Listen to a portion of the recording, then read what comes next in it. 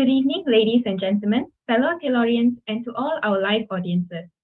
Today, we will be having our second live session via the Taylor's University Student Council's YouTube channel and Facebook page. Today's speech and debate session would be for the three departmental directors, namely the Director of Campus Integration, Director of Campus Relations, and Director of Campus Welfare. The election period for the candidates is currently ongoing, and the speech and debate sessions are held to allow Taylorians to know their representatives better. I am Nandita, and alongside me, there is Mikal Maslan, and we will be moderating the electoral speech and debate session for today. Hello, my name is Mikal, and I am the current president of Taylor's University Student Council 21-22. Once again, I am Nandita, and I'm the current vice president for TUSC for the term 21-22. Now that we are almost commencing to the upcoming term, this electoral speech and debate session would be for the upcoming term of Taylor's University Student Council for the year 2022-2023. We would like to welcome you to our speech and debate day 2. For the first session for today, it will be between the candidates running for the position of Director of Campus Integration, which are Faika Feroz, Ian Hashman, and Putri Akila Balkis. Faika Feroz, in her freshman year in International Relations. We also have Ian Hashman in his second year in Biomedical Science. And last but not least, Putri Akila Balkis in her second year in Bachelor of Psychology. We will officially start today's session with an introductory speech by all three candidates, starting with Faika. Faika, the floor is now yours. Thank you, Mikal. Hello, everyone. I'm Faika Feroz, a Sri Lankan, currently following International Relations as my course under Bachelor of Social Sciences. I am running for the post of Director of Campus Integration for the years 2022-2023. Firstly, as the title of Campus Integration itself suggests, I aim to organize events that will manifest the physical integration between students. As the world is moving on from a semi-virtual to a fully physical ambience, to keep up with the pace, I intend to take initiative via the Student Council to benefit the Taylor's University student community. I believe further organization of physical events, inclusive of various themes and student bonding, will be a key for adaptation. Hence, if you want to strengthen, make, and find new bonds as students and wish to have a fun experience during your student life, you reciprocate with my first manifesto. Secondly, I wish to strengthen the feeling of inclusivity of the diversities in the Taylor's community. As it is known very well, Taylor's University is most welcome to diversities of religions, cultures, nationalities, and many more. To achieve this, mirroring the diversity within the Student Council will set a bar that makes it seem achievable by our initiatives. The Student Council is the main student body in the university, and success within it radiates a sense of welcomeness and hospitality for every student who either had been a part of Taylor's for a long time or even joining freshly. Personally, being an international student, I aim to provide inclusivity to everyone in the Taylor's community to stand together and to rise together. My manifesto number 2 is Let's Feel Included and Unity in Diversity. Lastly, I aim to manifest collaboration with clubs and societies as an initiative of creating healthy bonds and showcasing what the Student Council stands for. As a university that provides room for exposure to all sorts of extracurricular activities via student bodies, sports, and many more, I believe there should be more highlight and envisagement of the opportunities provided by them. As these clubs and societies all have their own uniqueness of the opportunities provided by them, striving for an opportunity to collaborate with them will be beneficial for both parties involved. More and more collaborations will provide room for improvement, success, and also provides a learning environment for both involved. There will always be room for excitement, and the collaborations always will bring out a transformation from the traditional to individual organization of events. Moving on to adding more about my personality, alma mater, inspiration, and hobbies, my roots hold on firm until I branch out enough to gather my fellow members under my shade. The care and respect to all humans equally and respectfully, irrespective of their status, is a teaching I've had since my childhood. Thanks to my beloved family and my alma mater for nurturing me with enriched values and principles. My sport netball is another contributing factor that has taught me teamwork, endurance, agility, and resilience to become stronger at losses and to cherish the victories, but never to give up. My discipline and commitment towards the sport made me a person to achieve zonal, provincial, and national level achievements. Further, the authoritative positions held as a student leader in my school among thousands of students, I orchestrated myself with the best of abilities and talents and inspired many young subordinates. My hobbies have been spending valuable and quality time with my closest friends, watching movies, listening to music, and also keeping my mood set high and happy to mitigate stress levels. I am determined and do strongly believe in myself with those humble gatherings and further with the assistance of my colleagues at Taylor's that I would be able to sustain and provide my work generously towards success. Fellow Taylorians, if you feel that I have the potential to keep up with the responsibility that the post yearns for, and you wish to see more of me in the future, please do vote for me. And I wish you all the very best to all the other candidates and a happy campaign. Thank you so much for listening. Thank you, Faika, for that very well-articulated speech. Without further ado, let us welcome our next candidate, Ian Hashman, to give us his speech and what he stands for. Ian, the floor is yours. Thank you to the moderator, Nandita, and good evening to everyone and all candidates. And greetings to all fellow Taylorians. I'm Ian Hashman and currently studying Bachelor of Biomedical Science, going into my second year. I'm here today as one of the candidates running to be the next Director of Campus Integration for Taylor's University Student Council term 2022-2023. Before I move on to my manifestos, I would like to inform you a little about myself as an individual and what makes me dedicated to serving the Student Council and the Taylorian community. As an individual, I am very dedicated and determined in achieving my goals and reaching them effectively.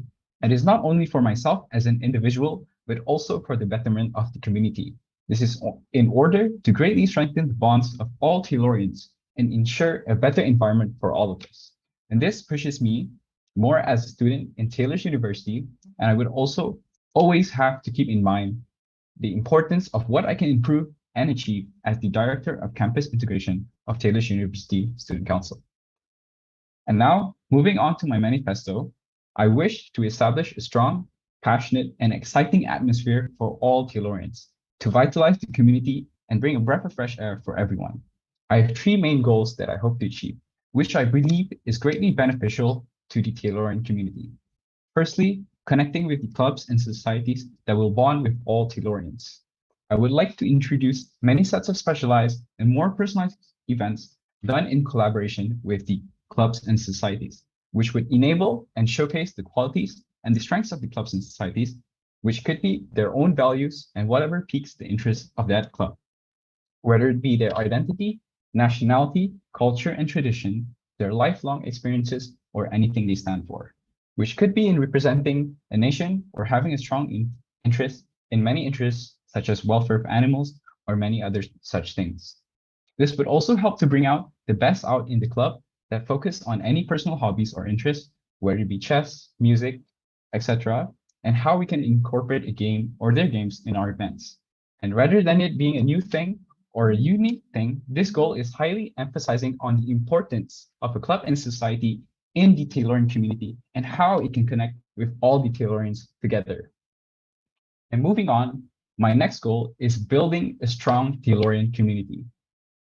This comes with a strong urge in creating a platform for all Taylorians to be comfortable in sharing their bonds with everyone, integrating Taylorians from all different kinds of programs, and encouraging them to open up and allowing themselves to share their feelings.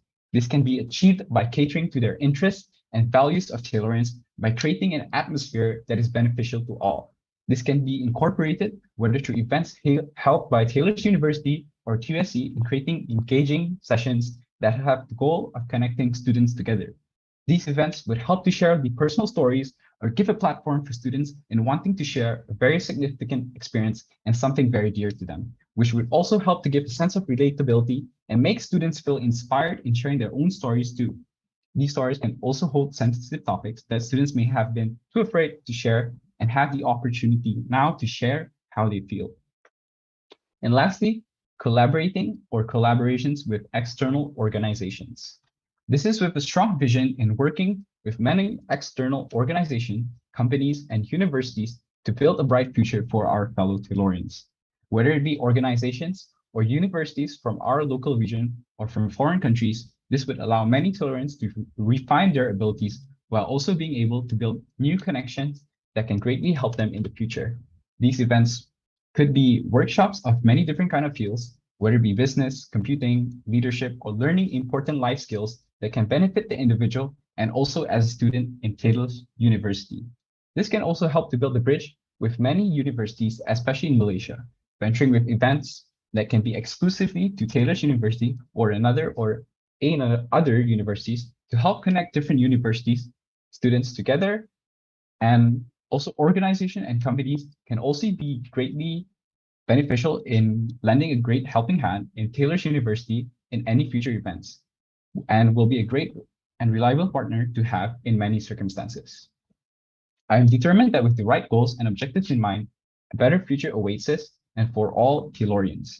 Building a stronger Taylorian community with a strong, passionate, and exciting atmosphere for everyone.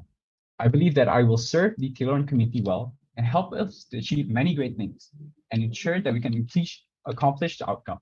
If you have similar goals that match with my manifesto and want them to come true, then I can promise you that I will try my best to achieve those goals and successfully reach them. And I believe that we can all integrate greatness into our community. Thank you.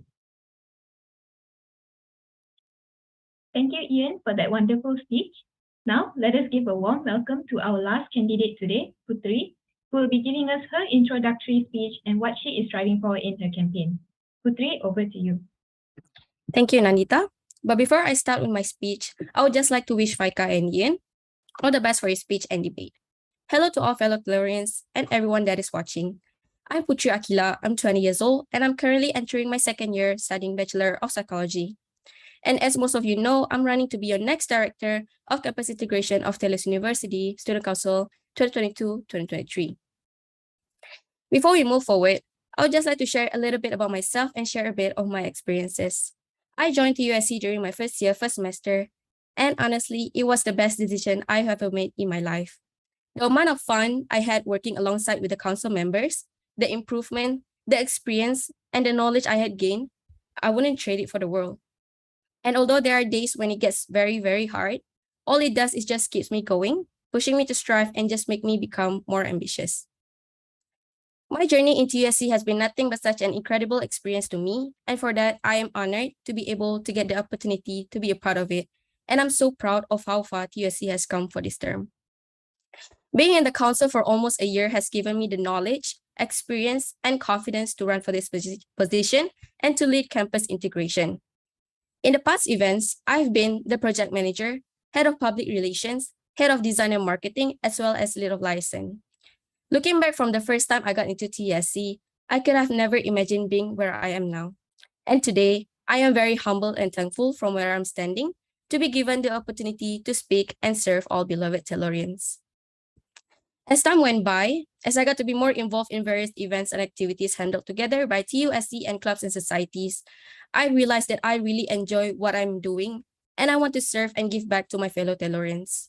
And as we are now transitioning everything from online to physical, I also realized that I want to be able to make the current and upcoming students to be able to experience what a lot of us didn't get to, which is tons of memorable physical events and to have much better university life and experience. If you have seen my manifesto on the Taylor's University Student Council Instagram page, my aims as a Director of Campus Integration can be divided into 3 main objectives, in which all 3 are interrelated with each other. Allow me to explain them once more. First and foremost, I would like to establish unity between clubs and societies to enhance communication and collaborations with them. TUSC has been involved in many collaborations together with clubs and societies that we must enhance and continue. So by uniting clubs and societies, it helps both sides to increase the coordination, relationships, teamwork among us, and thus this will lead to improve the performance, work quality, and productivity for everyone. Additionally, I also wanted to further strengthen the bond that we have currently between TUSC and CNS so that it will help us and both CNS together to be able to have a better and efficient preparation of upcoming events for Tellurians. And based on my experience, I know the Student Council itself will manage to do everything alone without the help of clubs and societies, and this has been a major factor on why I'm fighting for this cause. My next point is to promote inclusivity. This is to ensure that no students are left behind and everyone feels belong and included. As some of us may be aware, some of the members in their own clubs and societies are not as engaging or participative compared to others. They might feel left out in some way, and thus my goal is to try to minimize these gaps between clubs and societies through physical events that will expand interactions within students that at the same time will also form unity. How do I intend to do that? By organizing events that will cater to all backgrounds, races, ethnicities, nationalities, and also interests. The events can be in many forms, such as our previous event, which I'm lucky to be a part of, competitions like Throne Battle the Great Gods, or it could be in the form of engagement/bonding activities like Together 2.0, and Bonfire. But perhaps it can be developed into a different version and many more. And as a result of my last point, it could also lead to promoting an open and fun environment within and outside TUSC, which is something I wanted to achieve. I wanted to provide students a platform where they can come together, form new relationships and connections, have open discussions, be it about studies or interests, and many more. At the same time, by doing so, I want to encourage and enhance participation from students to engage in activities. I want to create a fun and enjoyable university life for all Tellurians by having more initiatives that cater to everyone, just like how I mentioned from my previous point. And that brings us to the end of my speech. To me, good ideas are nothing without great execution. I'm confident in fulfilling my promises, but I believe with the help and support from all of you, we can achieve the aims that I've stated just now together.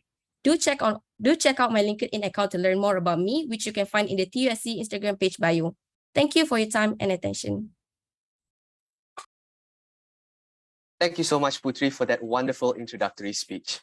To all the live viewers out there watching at home, if you would like to find out more about these candidates, to know more about their manifestos and what they are fighting for, please visit our Instagram page at Taylor'sUniSC, where you may find all relevant information regarding the election campaign, including the detailed manifestos, and all of them are displayed for all Taylorians to view. Without wasting any more time, let us move on to the most awaited part of the session, the debate session. To all the live viewers, just for context, the candidates were given a debate topic one day prior for them to prepare to provide their stand in the session today. The debate topic for the Director of Campus Integration candidates is the most common challenges faced by clubs and societies in Taylor's University are engagement and the maintenance of relationships among themselves. Do you agree with this statement? If yes, what new initiatives would you propose to ensure the relationship between all clubs and societies is maintained all year long? And how would you preserve and foster an environment for positive engagement? If not, what do you think are the most common challenges and how will you overcome them? Without further ado, let's begin. Let us hear from Faika on her stance and take on the debate topic for today. Faika, the floor is yours. Thank you, Mikhail. The debate topic for today, I will actually address in agreement, and I wish to strengthen my argument with 2 facts and actually 4 initiatives to help improve the situation. So to address in favor, the most common challenges faced by clubs and societies in Taylor's University are engagement and maintaining relationship between themselves. So yes, it is true up to a certain extent that it is not a willing conscience that the members are facing or manifesting, rather eventually happens mostly due to the barrier that has been created by the virtual screen between them, between people, and also is because of the lack of physical integration. And also, it's very well known that when a person is actually met in person, they have a different level of comfort. However, there is more opportunity to know more people better bond, interact, and share very valuable information between each other if you meet them physically. Therefore, when everything is marginalized behind the screen, the engagement is limited, but I wouldn't say it's distorted, but I would definitely say it's limited. This acts as an impediment when planning and organizing events, projects as a club or a society, and also affects the efficiency of the particular party's progress. Most important feedbacks and information will be missed out due to maybe the fear of sharing or coming forward or due to the lack of engagement. So my initiatives that I would propose specifically for this issue of lack of engagement being a challenge faced by clubs and societies are, firstly, creating an environment that is very hospitable and welcoming to all members to interconnect with which can be achieved by organizing events to bond out of the work sphere, to chill out, to get to know each other, hang out together, and share their own perspectives. This is also very advantageous for teamwork, and efficiency is also boosted. And the distance will be eliminated up to a certain extent as well. This is already initiated within the council, like team bonding events and hanging out on Discord to know each other better. But I feel there should be more emphasis on these initiatives, certainly to reach out to all members and not a specific group of people. There is also an issue that certain individuals do bond and engage. However, there are sometimes limited when it comes to work environment and are also fearful to clarify doubts and questions regarding work. There is only one possible way of avoiding such situation, and that is by creating an environment among members of clubs and societies to work flexible and welcome more questions, feedbacks, and perspectives. Encouraging more meetings rather than just informing everything via a text would be an initiative that I would encourage. Yes, messages are vital, but should be emphasized to be secondary. With personal experience, even workload feels relieved and not much stress to be carried out individually. Thirdly, if engagement is something that all clubs and societies face as a challenge, now is the best time to eliminate it. As we are initiating many physical exposure events, just like how my manifesto suggested, I believe the collaboration with clubs and societies itself will bring an environment to share experience, knowledge, and also meaningful bonds, which I'm pretty sure will help the internal bond and also the external bond, as there's always something to learn from each other, and it's beneficial to learn from, to be engaged as a group rather than trying to achieve something individually. And I also feel that as I'm a very positive person and also receive constructive criticism within the council as an opportunity to develop myself and move forward, I wish to accustomate this culture in all clubs and societies, at least the student council, as it is within my reach. As it's known, we always give priority to feedback after an event or a project or any sort of team engagement or an organization. All feedback should be broken down very positively and make everyone feel comfortable that the feedbacks are not their drawbacks, rather an opportunity to improve yourself towards excellence. Ensuring this will make sure no one's left behind and everyone's moving forward very engagingly for a better quality of the club or society itself. That's what I have to strengthen my argument for today's debate topic. That's all from me. Thank you so much. All right, thank you, Faika. We'll now pass the floor on to Ian to give his stance on the topic today. Ian, the floor is yours. Thank you, Mikhail. Yes, I do agree with this statement, as I do believe that constant engagement and maintaining relationship with clubs and societies can be very difficult at times, as it requires both parties to have somewhat constant communication and have active interactions between each other, especially when it is expected to be all year long. I think that one of the ways in which we can come up with or foster an environment for positive engagement is firstly to have a mutual relationship with the clubs and societies, and to also have a mutual like communication whereby the council members can create close ties or close relationships with committee members of the clubs and societies. This can be done through events, whether it be events hosted by the student council or the following CNS. Both can benefit by helping and providing support in each other's event, and even by organizing events together and creating an engaging atmosphere that brings both parties or groups together. These events can also not only be directed to one specific CNS, but also participated or organized by multiple CNS, not only creating engagement between the council members or specifically TUSC only, but also bringing all clubs and societies together. An example of a previous event that is similar is Bonfire, whereby a large number of clubs and societies were able to interact with each other and through playing exciting games, were able to talk to each other, and were able to get to know these specific clubs and societies more. I also think that another initiative that we can take is having council members in the CI department be assigned to specific or multiple clubs and societies, and they may act as an intermediate between TUSC and the clubs and societies. Any announcements, close communications, or news can be directed towards them and will help to build close ties, and information can be directed more seamlessly between each other. Thank you. All right, thank you, Ian, for your stance. Putri, we'll now go to you to give your stance on the topic. Okay, thank you, Mikal.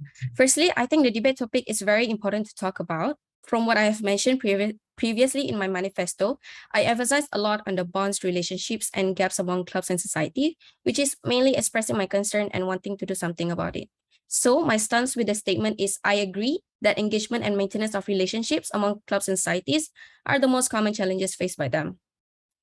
From what I have observed being in Taylor's University for a year, I've seen a lot of clubs and societies are very exclusive with their own clubs and are mostly bound with their own circle in a sense that each time they organize events or activities, it will only be open to the members of the clubs itself, and there's not much of a collaboration going on with others. However, I do acknowledge that some of the clubs in society also have managed to have collaborations with others and also be open with their invitation and registration. As well as I do acknowledge that it is their own right to organize events to their desired target audience or to their own club members, because some of the clubs require a membership fee, and by that, granting them privileges and benefits of having their own events and exclusivity. However, I firmly believe that collaborations could be a good initiative to maintain the relationships. Initiative I want to propose to ensure the relationship between clubs and societies can be maintained is to hold an inter-club council meeting where we meet with representatives or board members from every clubs and societies in Taylor's University to discuss the progress of each of their own clubs and societies, discuss of their upcoming events, and discuss on organizing collaborations event that we could do together. And at the same time, the meeting could be a channel or a safe space for them to share the concerns that they have within their clubs and societies. For example, they can seek help from the other clubs and even TUSC for the upcoming events, whether they need manpower or they need help with promoting and so on.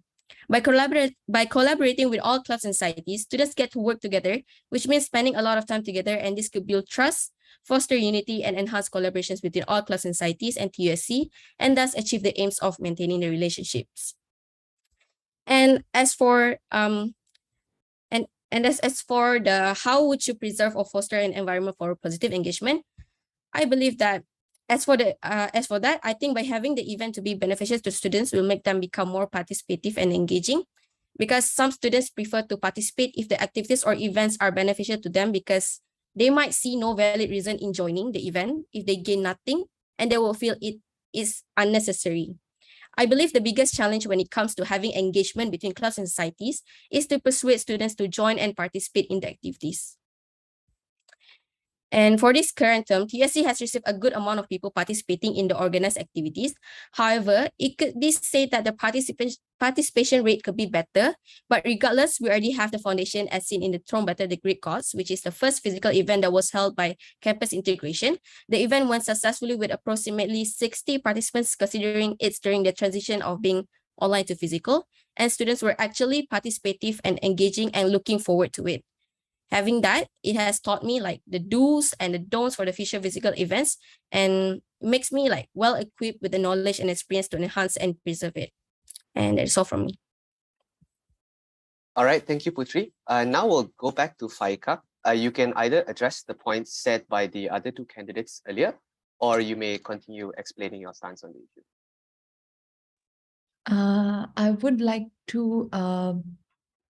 ask Ian to elaborate a little more on his point on how he is going to make CI members be a representative, a single representative for clubs and societies.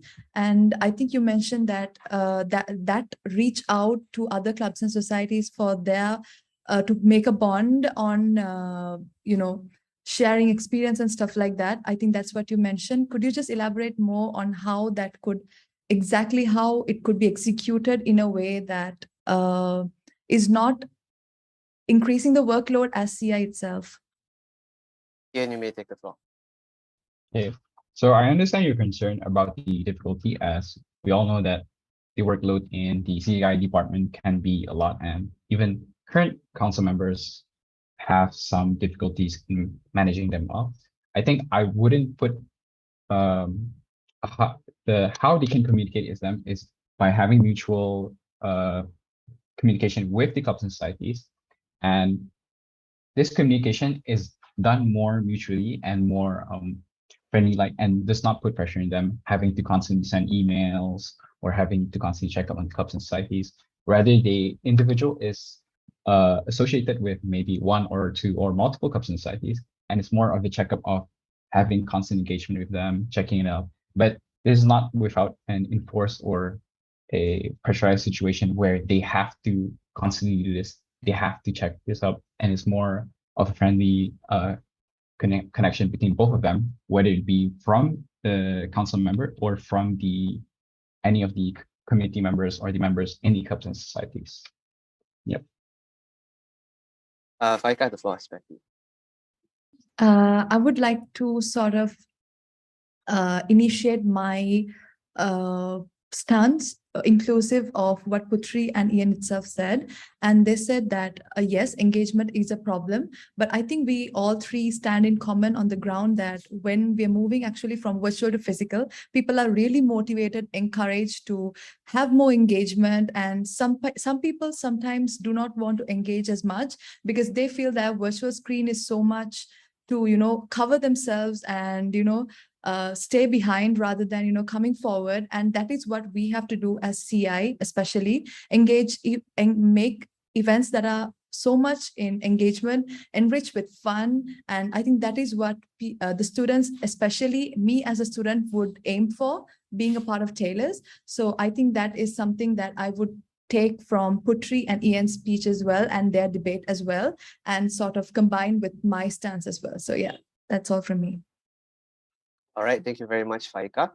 Similarly, I'll now pass the floor back to Ian if you would like to address the points said by Faika and Putri earlier, or you may continue your stance on the issue.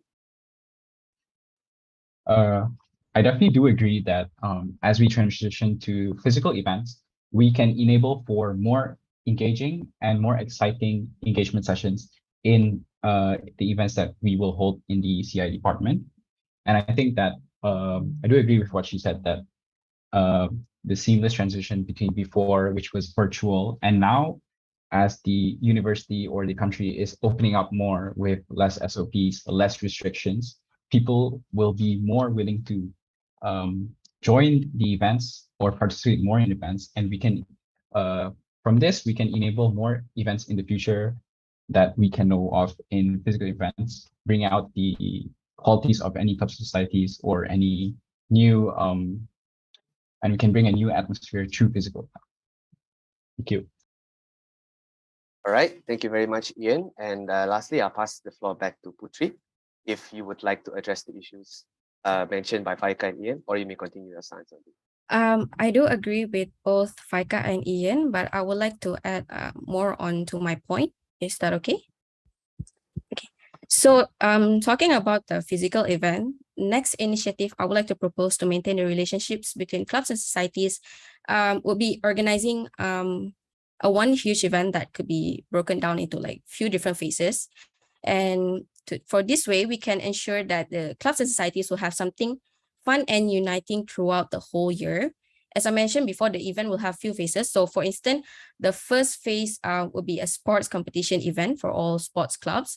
Nevertheless, other clubs and societies are open to participate in the event, where they could help in organizing the event or set up booth on the event day, whether for their CNS exposure or even like, selling items or selling foods or anything.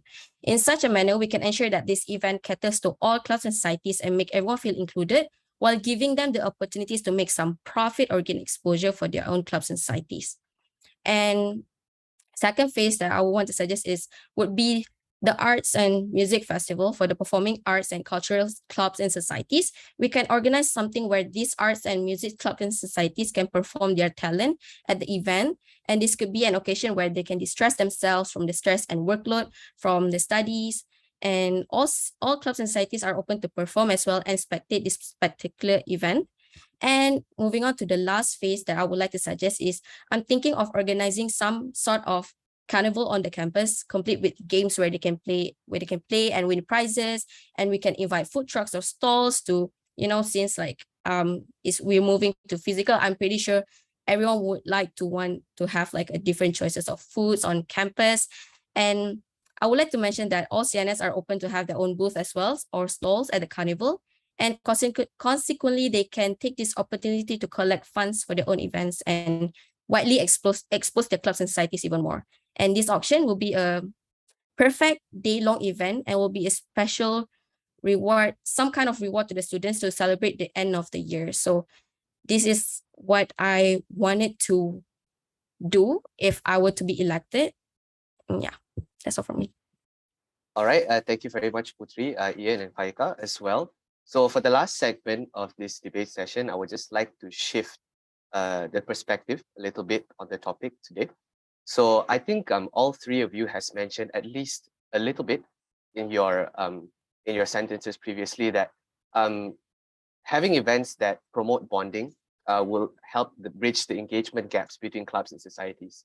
However, through past experiences, faced by the council, many of these events have low participation rates from the said clubs and societies. I would just like to hear from all candidates, what is your take on this issue, and why do you think that this problem exists? So let's hear from Putri first.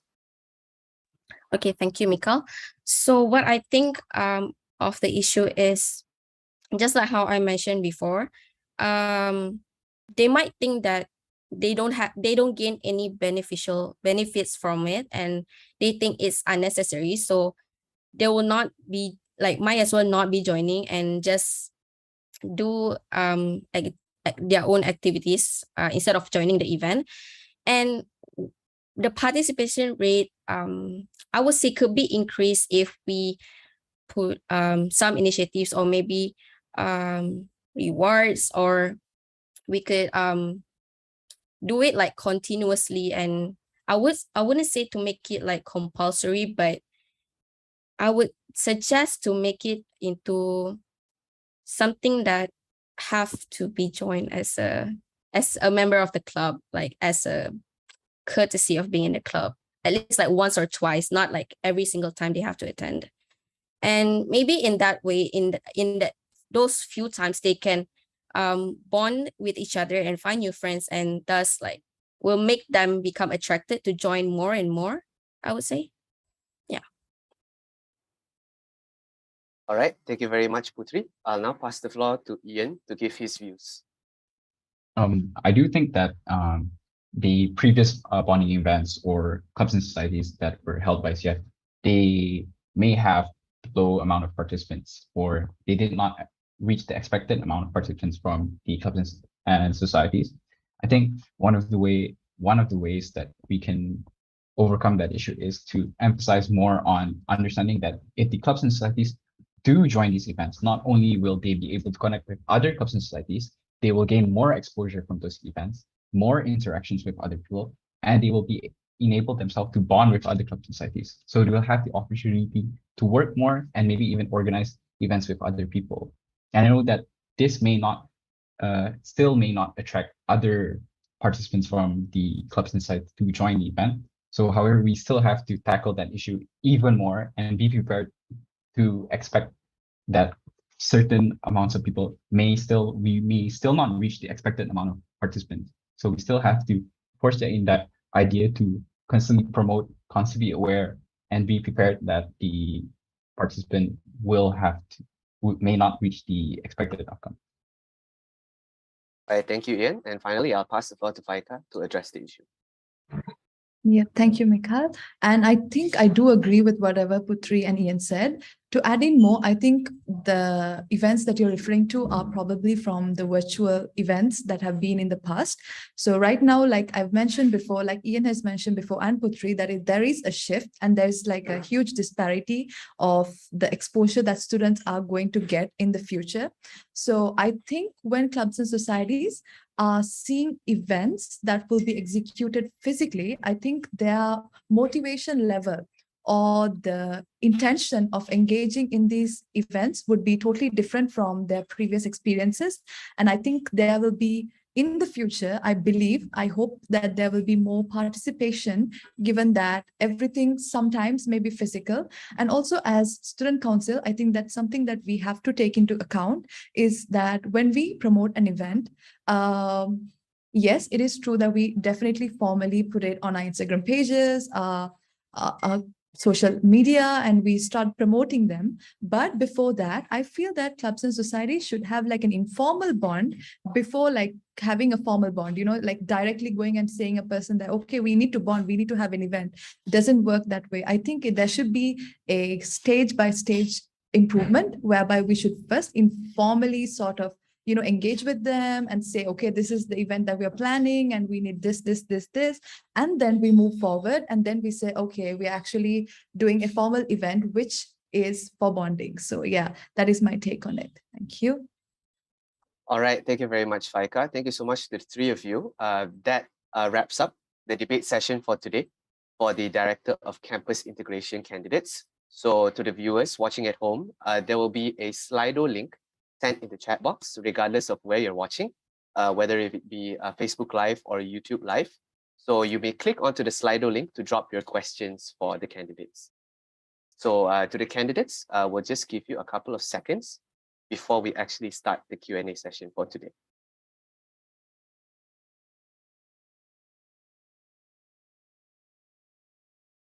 Okay, hello once again. So there are a few questions here already.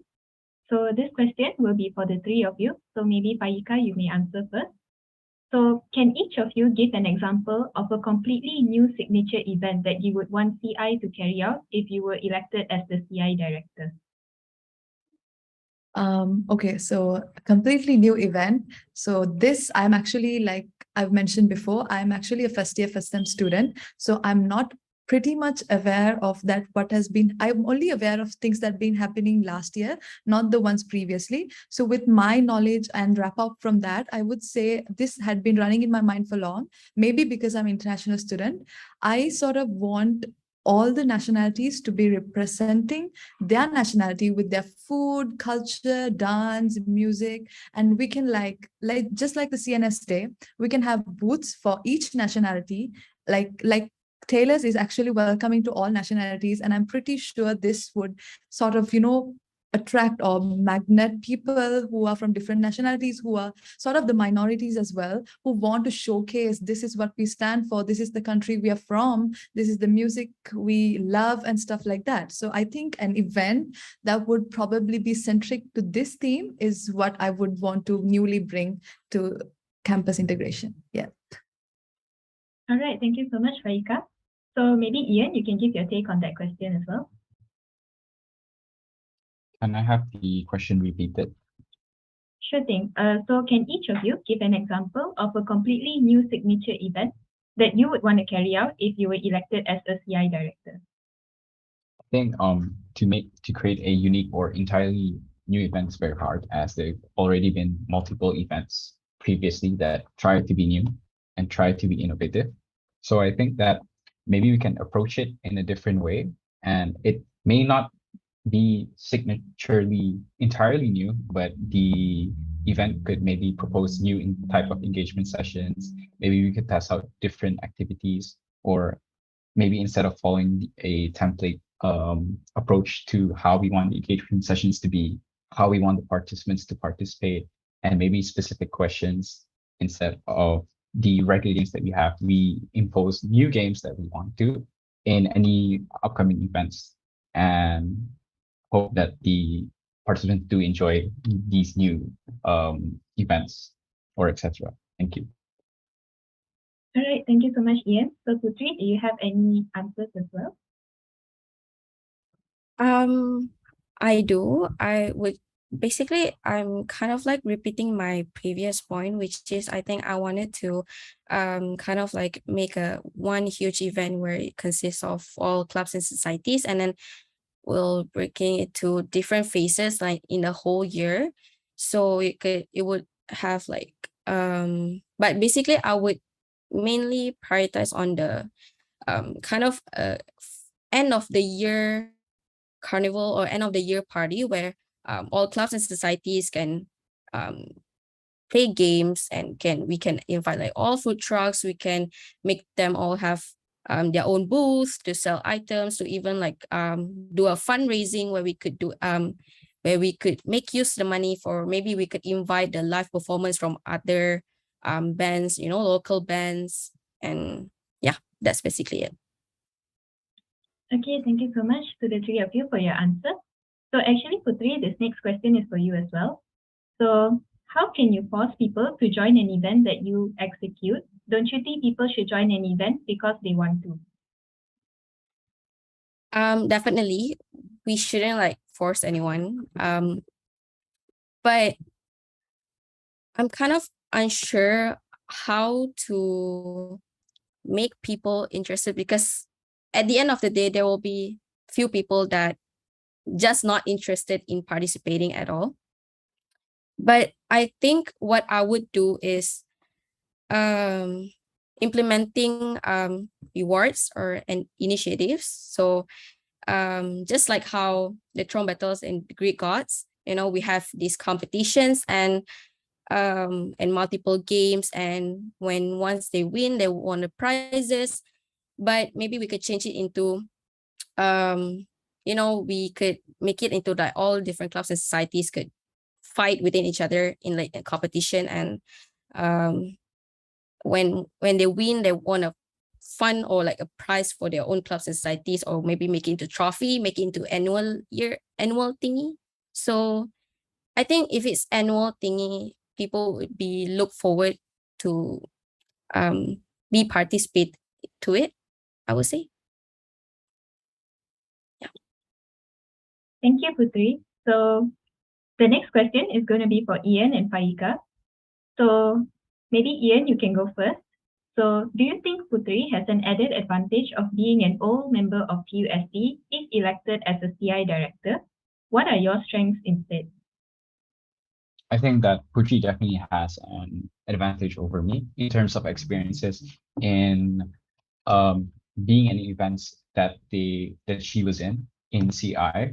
However, as an individual, I can always bring a new initiative, a new approach, a new environment, a new atmosphere. And it does not necessarily mean that she has experiences or works as a council member that she can be a leader that can instruct, command, lead, and follow up the council members in the environment just because of her experience as a council member in the CI department.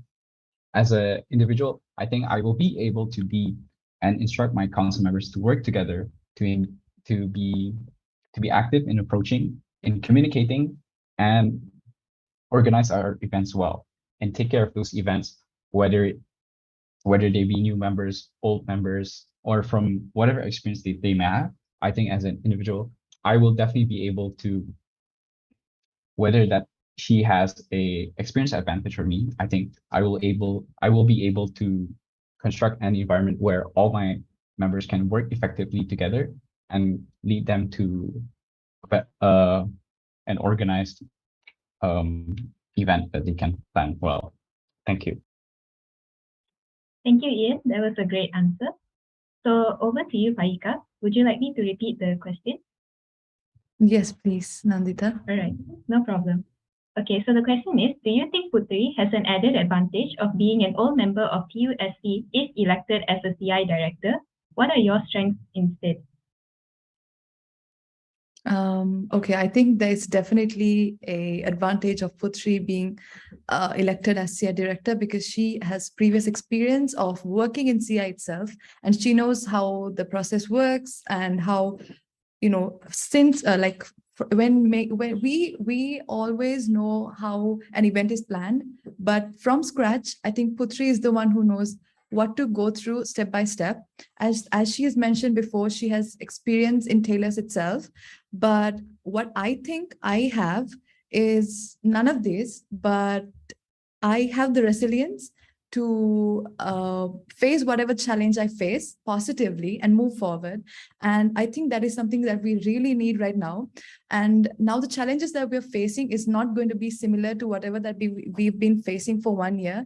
And it's going to be totally different. And I think you need fresh ideas, new faces, and new initiatives, new ideas as well. So I think that is something that I could offer as a new member of Taylor's and as well as new member of Taylor's University Student Council as well. So yes, that's my answer. Thank you so much, Faika. That's a great answer as well. So this next question, maybe it can go to Putri.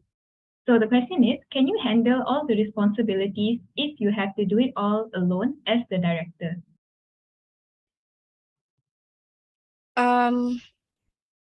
I wouldn't say that I will be able to, but I can try my best because I think that since I don't have a lot of responsibilities or commitments, I might be able to, but at the end of the day, one can speak too much.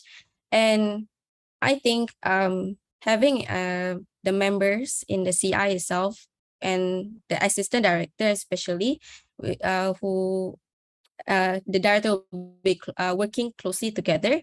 I think I wouldn't say that I am able to, but I think every director needs their own members as well, so they can strive and do everything together as a team. Yeah. Thank you, Putri. That's very true as well. Okay, so maybe the next question, Ian, you can take this first. As we transition to more physical activities, will you only be prioritizing physical events over virtual events? I think as we transition to more physical activities, we will somewhat prioritize physical events somewhat more. However, we will still take an online event as a priority because of the convenience and how it can be easily conducted by the members, or how the participants are able to join whenever they want. And these events could maybe be small virtual events that do not require physical activities, that do not require people to attend physically or to do complicated actions or works or any of these necessary required. And it's much more cheaper than because as we do not need to require prepared game materials or have the event location that is required by management and has to go through a lot of difficult processes or and have necessary SOPs or requirements that the school may need. So that's my answer. All right, thank you so much, Ian. So Faika, maybe you can take this next question. So in what ways can you boost the relevance of TUSC events to all Taylorians? Relevant of, okay. I think, as I mentioned in my speech also, Student Council is the main student body itself. So I think when initiating an event, I think if Student Council is a part of it, I think it definitely highlights the agenda or whatever it is organized for.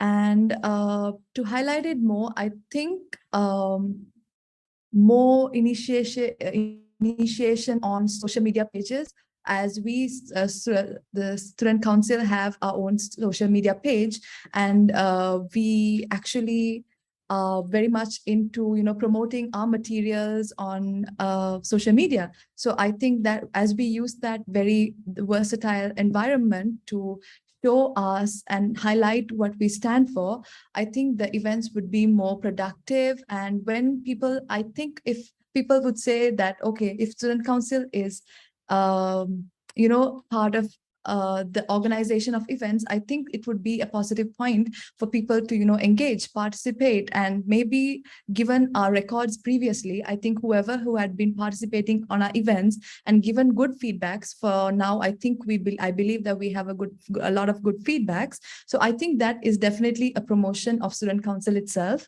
And yes, that is to wrap up my point on that Student Council is the main body. And I think us being engaging in the event itself will just highlight it more. Yep. Thank you, Faika, for the very in-depth answer. So the next question, maybe it can go to Putri first and then to Ian. So how do you ensure participation of clubs and societies to join events? Maybe you guys can provide new strategies that you plan to initiate if elected as CI director.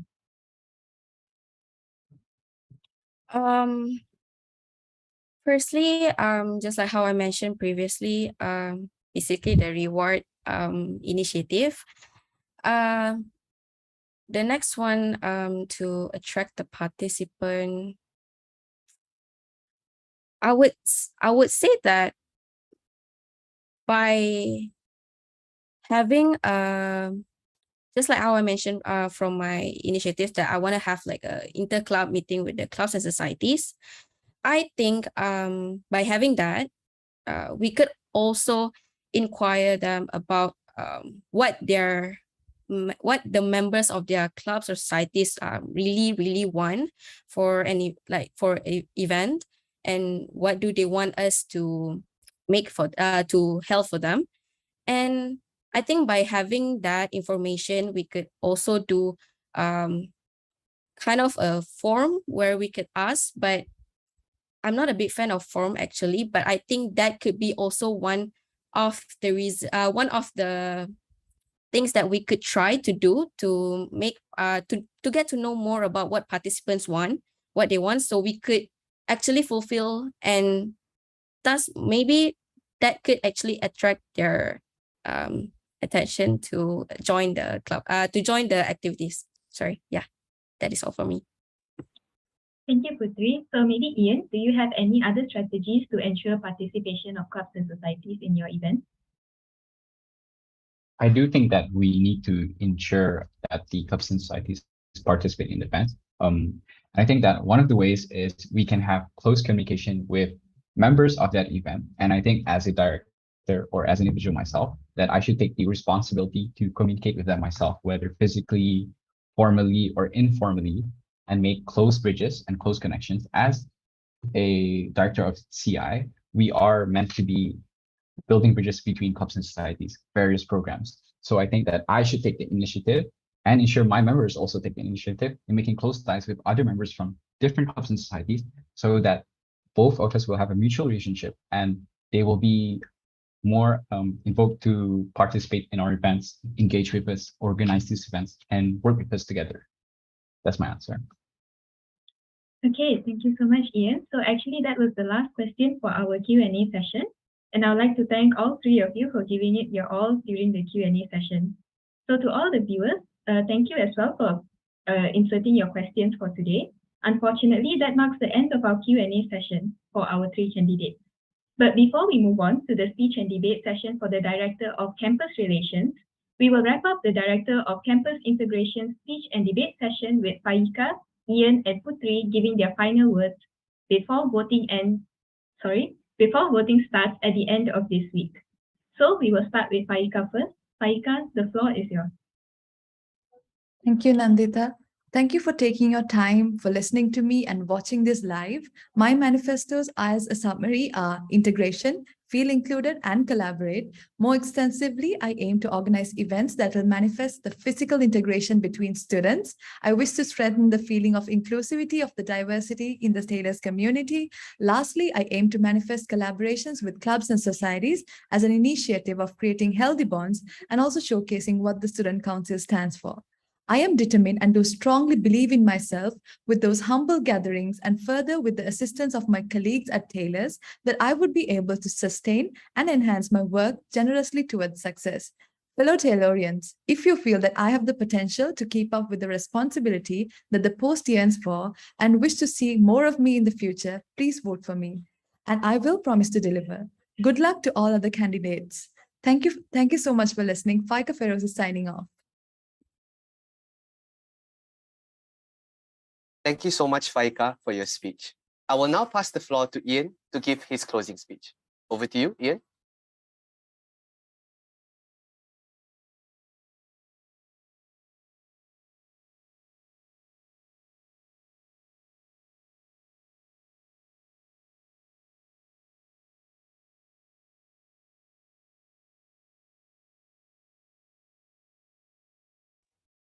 Okay. Thank you, Mikhail. And once again, I would like to thank all the moderators and would also like to thank everyone who has been watching the live stream. And I would like to remind everyone that if I am elected as the Director of Campus Integration of TUSC, I will promise and hope to achieve an atmosphere that is strong, passionate, and exciting that will bring all the clubs and societies and the Tailoring community together. And if your goals match with my manifesto and want them to come true, then do vote for me, Ian Hashman, integrating greatness into our community. Lastly, I would also like to send my best wishes to all the candidates who are running and wish them the best of luck in their future speeches and debate. Thank you. All right, thank you so much, Ian, for that wonderful closing speech. Now let us invite Putri to give her closing speech for tonight. Putri, the floor is yours. Thank you, Mikal. First off, I would like to thank each and every one of you who have been watching the live stream and have been supporting me throughout this election. I would like to summarize by repeating my manifesto, which is the first one to establish unity between clubs and societies to enhance communication and collaborations. Second is to promote inclusivity to ensure no students are left behind and everyone feels belonged and included. And lastly is to promote an open and fun environment where students can come together, build bonds, and participate in activities. If I were to be elected, I will be honored to get to represent all of you during the coming year and to be given the opportunity to make a positive impact on our university experience. I don't wish to make empty promises to all of you, but I can assure that I will devote my time, effort, and patience to all of my work. I am ready to serve and ensure all of you have the best time of your life in TELUS University. Vote for Putri, and together we can achieve more for our community's integration. Thank you for listening. Thank you so much, Putri, for your closing speech, and thank you to Faika and Ian as well. We wish you all the best in your campaigns moving forward. To wrap things up for the Director of Campus Integration session, I'll now pass the floor back to Nandita. Thank you, Mikal. So that is all for the electoral speech and debate session for the Director of Campus Integration candidate. It was indeed an insightful session, and I'm sure it helped Taylorians understand their representatives better and to cast their votes accordingly when the voting commences on Friday, the 26th of August 2022. We will now take a short break before continuing with the speech and debate session for the Director of Campus Relations candidate. The short break will take place now, and we will see you all again later at 9:10 p.m. Thank you.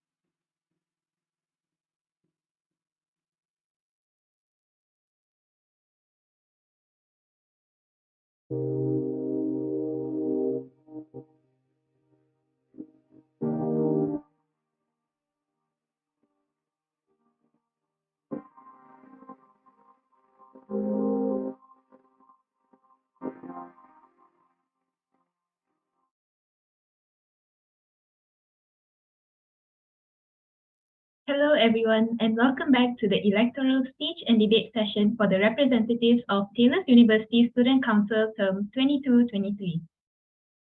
For the next session, it will be between the candidates running for the position of Director of Campus Relations, which are Denisa Luis Chon Kawijana and Faustin Lani Santoso. Denisa Luis Chon Kawijana in her final year of Biomedical Science. And we have Faustin Lani Santoso entering her second year in Culinology. Once again, we will begin the session with a humble introduction by both candidates, starting with Denisa.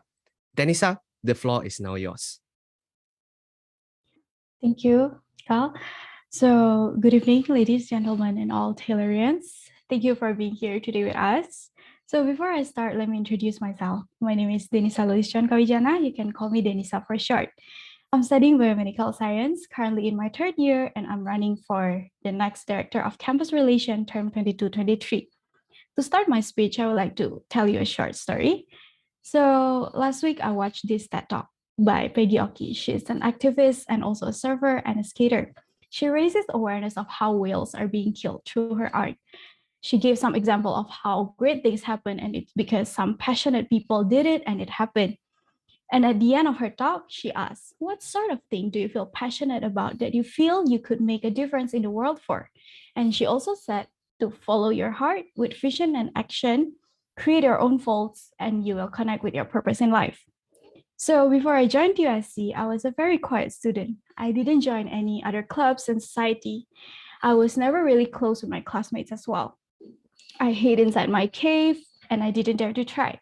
For me, I feel like an outsider because it's hard for me as an international student to blend in, as small local students in my course already have their own friends. I can confidently say that I would not say yes if someone nominated me to be a class rep. But a friend of mine encouraged me a year ago to join TUSC together with her. And I did join 6 months after she joined. And joining TUSC was and still one of the best decisions I have ever made. And because of that, today I have the opportunity to run for Campus Relations Director. And also to answer Peggy's question, this is me, holding my vision for TUSC, following my heart, what I'm passionate about, and pouring it into action to hopefully make a difference for Taylorians. I want to use this opportunity to become the bridge for Taylorians to have a greater bond, to dare to try new things and to grow. I want to continue the good work that TUSC has already provided for Taylorians. How will I do that, you may ask? If you watch my manifesto video, I have 3 manifestos. First is to become the bridge for Taylorians to bond. Second, to become the bridge for Taylorians to connect. And third, to become the bridge for Taylorians to grow. I will be leading, working together with my fellow committee members to become the bridge for you to connect with other Taylorians. I would like to provide opportunities for Taylorians to connect with students from other universities inside and outside of Malaysia as well. I would like to make new inter-varsity connection and also maintain the connection that we already have and create a meaningful event for both universities.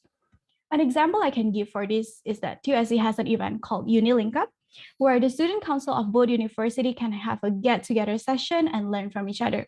I want to make this event reachable for Taylorians so that not only the student council member, but also Taylorians can have this experience and meet more people. to have fun and at the same time learn and grow together.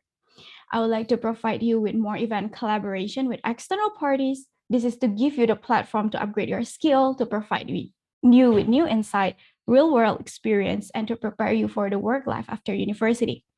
Beside that, I would also like to provide you with more project collaboration initiative with external parties for Taylorians to access through our social media pages. I would also like to utilize the TUSC social media pages that we already have, such as Instagram, Facebook, and YouTube, to provide Taylorians with the latest information as well as to strengthen the bond between TUSC and Taylorians. Me and my team will come up with not only events, but also projects, both academic and non-academic, so that we can use it as a media to engage with all of you. For example, a project where we can create a reels on students who are doing their internship to share with us how does working at that company is like.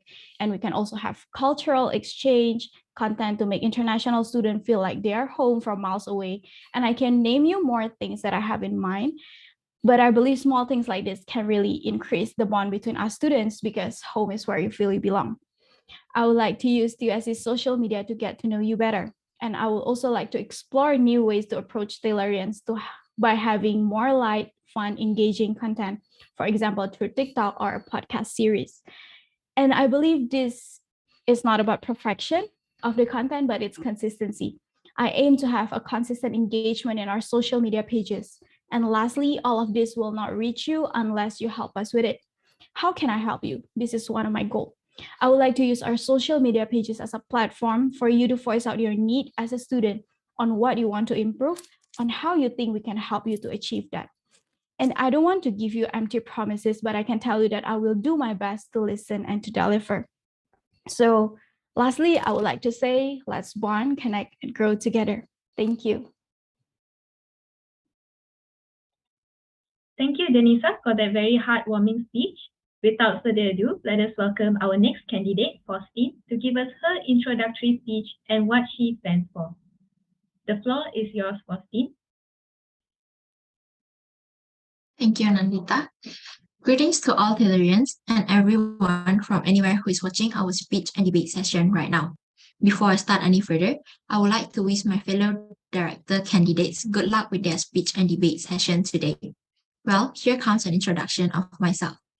As everyone knows, my name is Faustin Lani Santoso, currently in my second year, pursuing Bachelor of Science Culinology.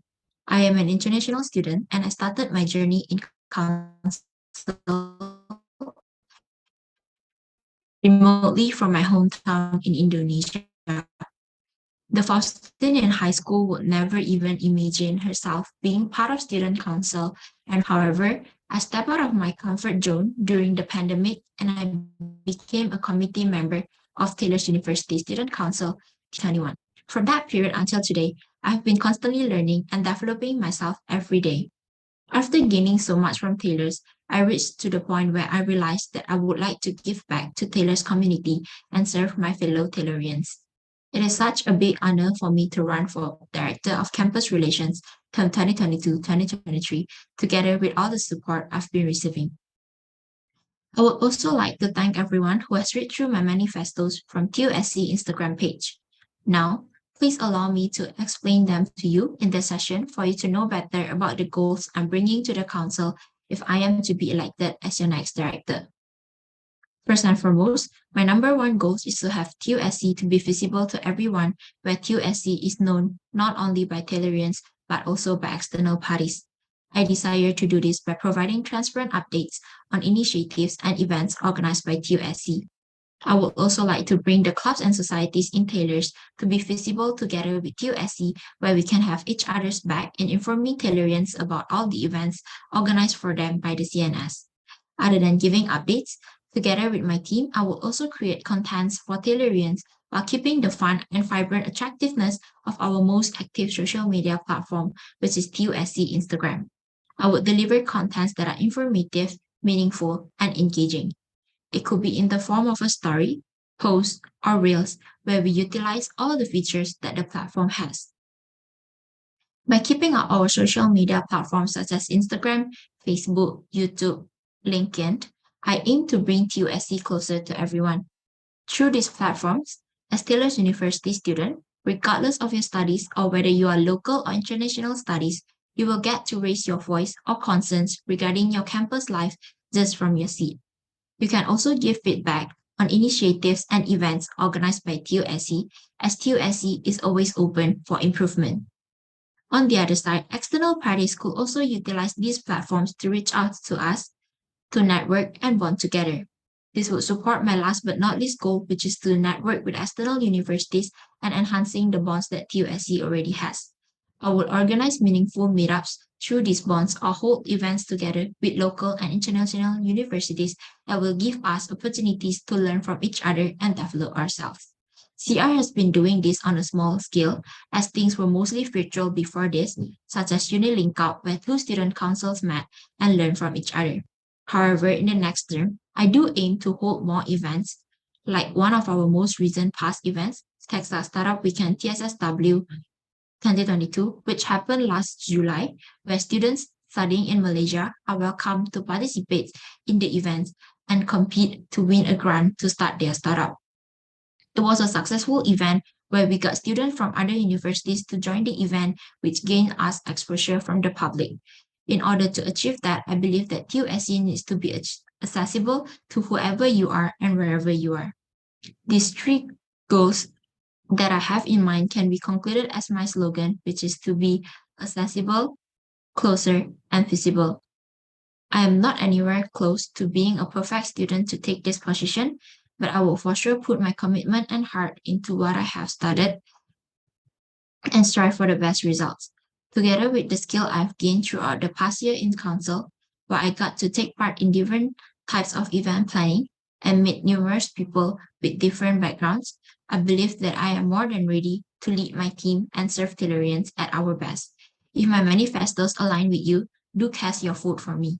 Once again, good luck to my fellow candidates and thank you for your time.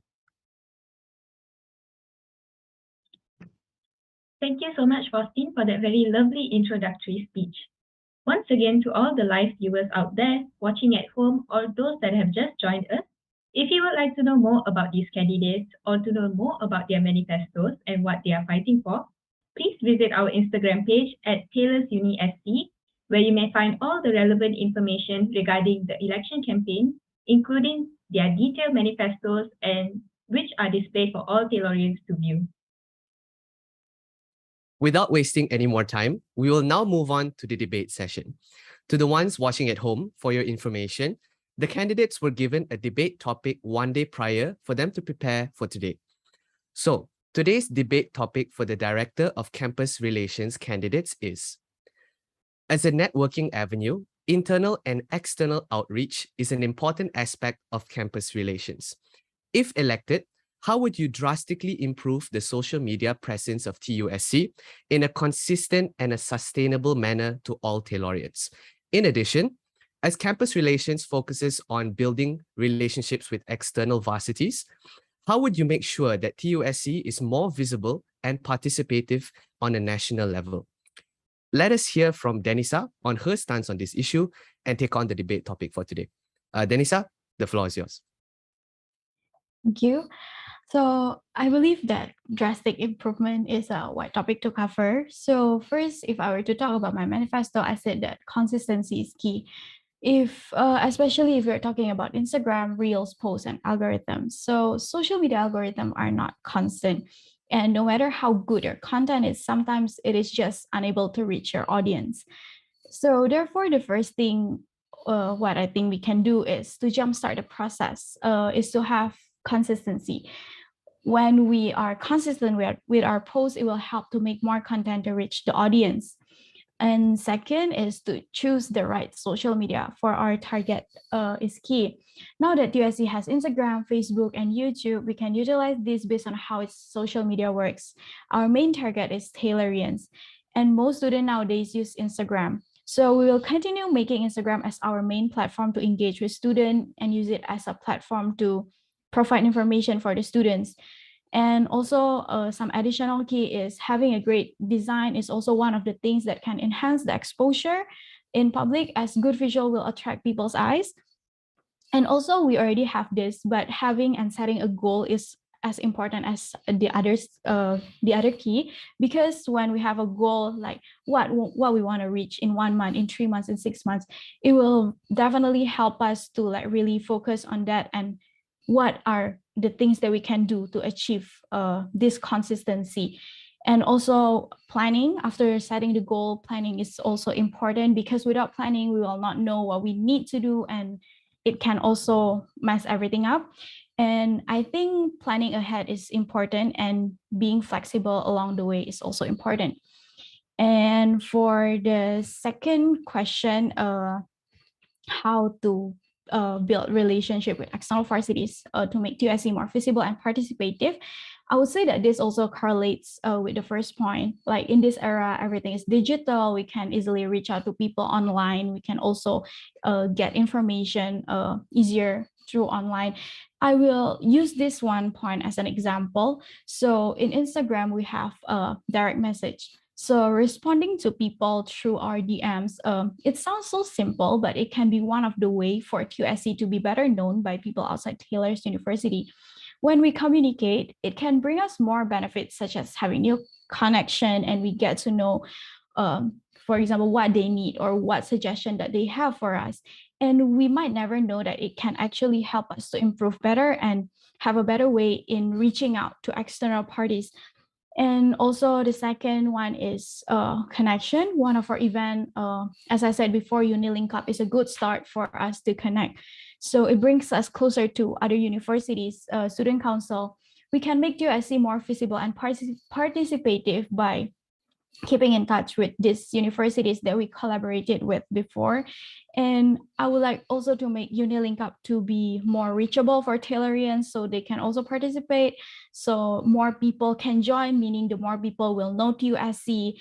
And also other than that, we can create new collaboration events and projects as well with external varsities. For example, like some scavenger hunt event or movie night, or like challenge or friendly competition between TUSC and the other university. And I feel like being visible and participative can also be done by, for example, making TUSC join more of the other universities event, like reaching out, finding new opportunities where we can collaborate as the organizers, or even just as a participants, because like even just by being a participants can also help us to like meet, get to know new people, meaning we can like reach, oh hey, I'm from Taylor's University Student Council, get to know us. We have a lot of events and we have a lot of things that in the future you can join as well, and all those kind of thing. And also, for example, we have the Techstars Startup Weekend event a few months ago, and where all the university students in Malaysia can also join, which is a very good opportunity for us to like get to know those people. We can also meet the people from like other businesses, those people who are interested in business. We can like create more this kind of event in other departments as well, because I feel like this kind of event will make us get more exposure that we need. Yeah. All right, thank you very much, Denisa. I will now pass the floor on to Faustin to give her stance on the topic today. Faustin, the floor is yours. First of all, I would like to say that CR has been doing a great job for our social media, especially Instagram, which we all know that it's used most by students nowadays. However, surely there's still room for improvement. One thing I would like to achieve, as I mentioned in my manifestos, is to make TUSC more visible through our social media. Updating Taylorians about all the events that are happening in Taylor's Lakeside campus, because we are a student body, can also help the other CNS to gain more exposure and have Taylorians join the events organized for them by all CNS in Taylor's. What we can do is to repost the CNS upcoming events on our Instagram stories, and to have CNS promote TUSC's event, as some students might have not known TUSC yet, but they have joined the club that is their interest or society. Through this, I believe that our visibility could increase consistently to all Taylorians. Another thing we could do is to utilize all the features that the platform we are using provides and follow the trend. For example, the newest feature Instagram has just recently released is Reels. As the social media handler, we should also follow the trends by creating reels, as Instagram is still on the first of promoting their new feature that they push up the content on reels to the public more than the usual post on the feed. However, following the trend itself is not enough. We will still need to deliver content that has the quality where it's fun and informative at the same time. By doing this, I believe that our page will also get more exposure to the public. Additionally, to make CR to be known on a national level, to make TUSC to be known on a national level, I believe that it's most efficient to collaborate with external parties and hold an event together. As I mentioned before during my speech when I used Textile Startup Weekend as my example, I really wish to organize events where everyone is welcome to join. It could also be as simple as holding a bazaar where vendors or local businesses come in and we invite everyone to come to tailors and have fun during the bazaar. I believe that this would definitely increase the exposure of Taylor's University and the Student Council.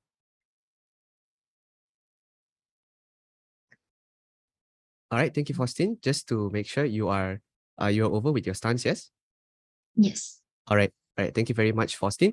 Denisa, I'll actually pass the floor back to you. If you would like to address the points stated by Faustin, or you would like to continue your stance on the issue. Yeah, first of all, I want to say that I agree with Faustin's answer. And also, I want to add some more things, if it's okay.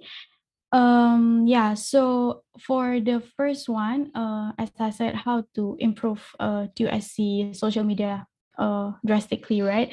I feel like it's right that Faustin say reels and other things are more pushed up by the social media, and I feel like when we do that, we also need to like track the metrics of the social media.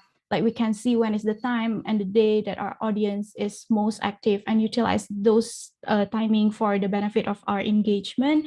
And also like I feel like if we are more open for suggestion and advice, it will also be great, because we are not only giving them what we think is right, but we also giving them what they really want or hope that we give them. Yeah, and also utilizing other features of the Instagram like hashtags, those kind of thing is also one of the important thing that we can do. And for the second point, how to make TUSC more visible and participative, I would say that by looking for more local events or like other university event is very important. Like we can join as a volunteer helping in others event, and also maybe we can participate as a donators, like we can donate their monetary or we can help them through our resources. It's kind of similar with the volunteering. And also I feel like participate in more Taylor's project itself, like inside Taylor's University is also important, because that also can expand our exposure for all the students as well as all the staff in Taylor's University. Yeah. All right, thank you, Denisa. Similarly, back to you, Faustin, for you to address the points that said by Denisa earlier, or would you like to continue your stance on the issue? All right, thank you. So I do agree with Denisa about how we should reach out to our audience and ask like what exactly they want from our page, what do they need. So we can utilize the question box in like story features, all that Instagram has provided us, the poll and everything that we can use. And I do agree with like going out to the other universities to help out, to participate in their events also. As just now, I only mentioned like how we will organize event from our side and like invite people to come in. But I do agree with Denisa, like how we should go out also and like reach out to the other universities and show ourselves to them. Like we are from TUSC, we are willing to collaborate with you. We are willing to like connect with you and all this kind of networking. Yep. All right, thank you very much, Faustin and Denisa. So just allow me to shift the perspective of the topic just a little bit. So from the previous points addressed by the both of you, you both touched a lot on utilizing our social media platforms to increase TUSC's visibility within the Tayloran community and outside, right? However, as we transition to more physical-based activities, do you think that social media should still be the main platform of advertising, or do you have other means of promotion which might be more effective based on the current situation? What is your take on this? Maybe I can hear from the both of you, and maybe you could maybe elaborate on new social media strategies, or it doesn't have to be social media strategies, but strategies in general that you can improve when it comes to our advertising. Maybe we can go to Faustin first. Sure, thank you, Mika. I understand that now everything are slowly changing back to like physical events, but I still feel like social media and internet is a very good platform to like spread out words without us to have like spend on budget. Because if we want to go somewhere to spend like spread the news, or we would like to print out flyers or posters, it all need budget, and we need transport to like share it around. So I feel like social media is still one of the good platform to for us to like spread about the news. And um other than like social like Instagram, like we have been putting on a lot, we could also try to utilize new platforms such as TikTok, where like it's really like the target audience is like very far off, where we can target everyone that is not just Taylorians or like university students. Because TikTok, their algorithm is quite unique, and like we reach out to a lot of people. So I feel like we can try out a lot of other platforms that are still in the range of students and our audiences for our events. Yeah, that's from me. Right. Thank you, Faustin. Denisa, over to you. All right, thank you. Yes, I definitely agree with Faustin answer, because yeah, social media is a very important, because now everyone is using social media, and like all the students like they get the information from social media instead of like physical promotion or some stuff. I mean, physical promotion can also work. For example, we also have like some roadshow last time for our previous event, Techstar Startup Weekend. And also, actually, if we want to do this kind of thing, we can also like give out flyers or like cards, and then we can also have pre-event promotion like after lectures or like after some tutorials like in physical class, as now things are shifting to offline again. But then again, I feel like social media is still as important as physical promotions, because TikTok again, everyone is using TikTok not only for dancing, but everyone is like learning new things from TikTok now. And maybe we can like do new things, not new things, because I know that TUSC do podcasts before, and I feel like maybe we can add some short promotion after like our projects that are going on right now, or we can also ask for like clubs and society to promote us. Yeah, all these social media promotion are still as important as physical one. All right. Thank you very much, Denisa. So for the final segment of the debate session for today, I would just like to maybe shift the concentration to the second part of the debate topic for today, which is how would you make TUSC more visible and participative on a national level? So I would like to hear from the both of you. Do you think that the current council's progress in fulfilling this is promising? If not, what new strategies would you implement to fulfill this? And maybe both of you can just briefly explain what is the new initiatives that you would carry out in your term to make sure that TUSC is more visible and participative also on a national level instead of staying within the Taylorian community. Denisa, you can go first.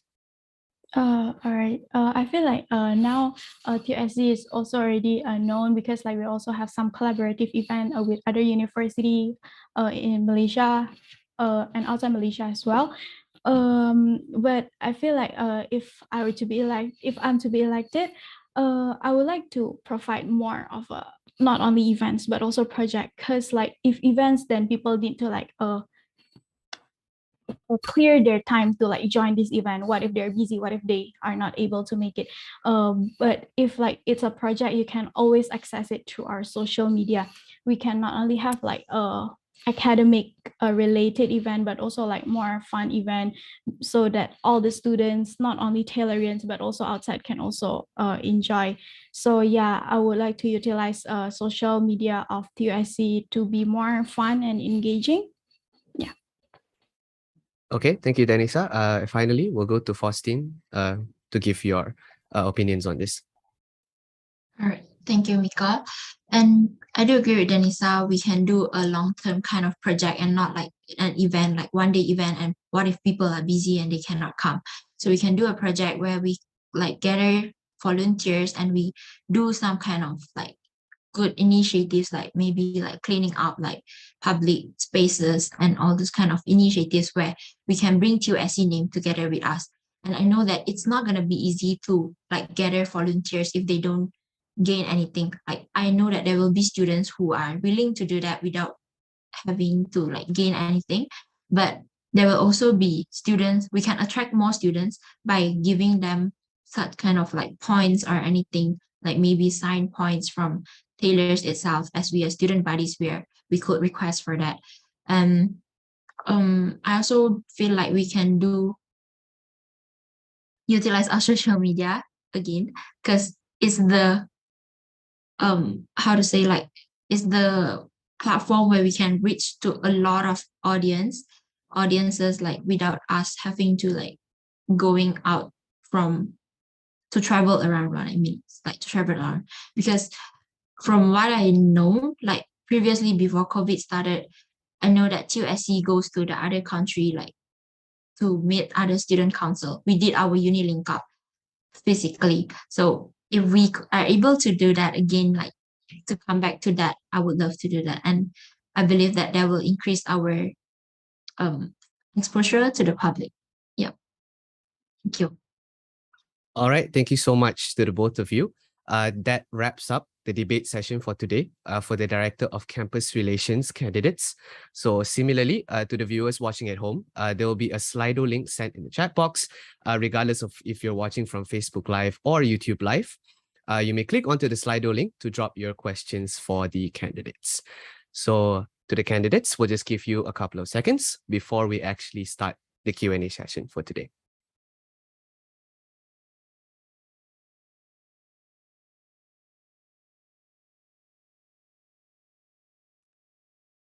All right, hello.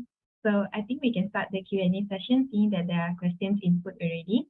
So maybe the first question will be for the both of you, but maybe Denisa, you can answer first. So how would you ensure that external parties would be interested to collaborate with TUSC? Okay, so how to ensure this is actually we can offer them what are the benefits that we can give them. And usually if things like this, for example, if I can take sponsorship as example, we usually give them the benefits such as like we can promote them to the Taylor's community. We can give them the exposure that we can through our social media. We can also promote them in physical event, like giving them a shout out and those kind of stuff. And how to ensure that they will be interested is usually the external people that we approach is related to what our event objectives are. So for example, we have our upcoming event bazaar, so we reach out to like some sponsor, for example a hydro flask, something like that, because the aim of our event is to like create awareness of how a plastic problem is very important, and it can be dangerous to us if like we keep using plastics. And so yeah, I feel like if we give them like a clear reason of what can we give them, what are the benefits that we can provide to them, I feel like it will be they will be interested in collaborating with TUSC. Thank you, Denisa, for that very interesting answer. So maybe next, Faustin, you can go as well. All right, thank you. First of all, yeah, I do agree with Denisa again, because yes, we should target the audience that is according to the event that we are doing, like we are organizing. So like, yeah, if we are doing a bazaar that is raising awareness about environmental issue, we can go to the sponsors that are going for like environmental issues. So, but if we want to reach out to the students itself, like it's different with how we reach out to sponsors.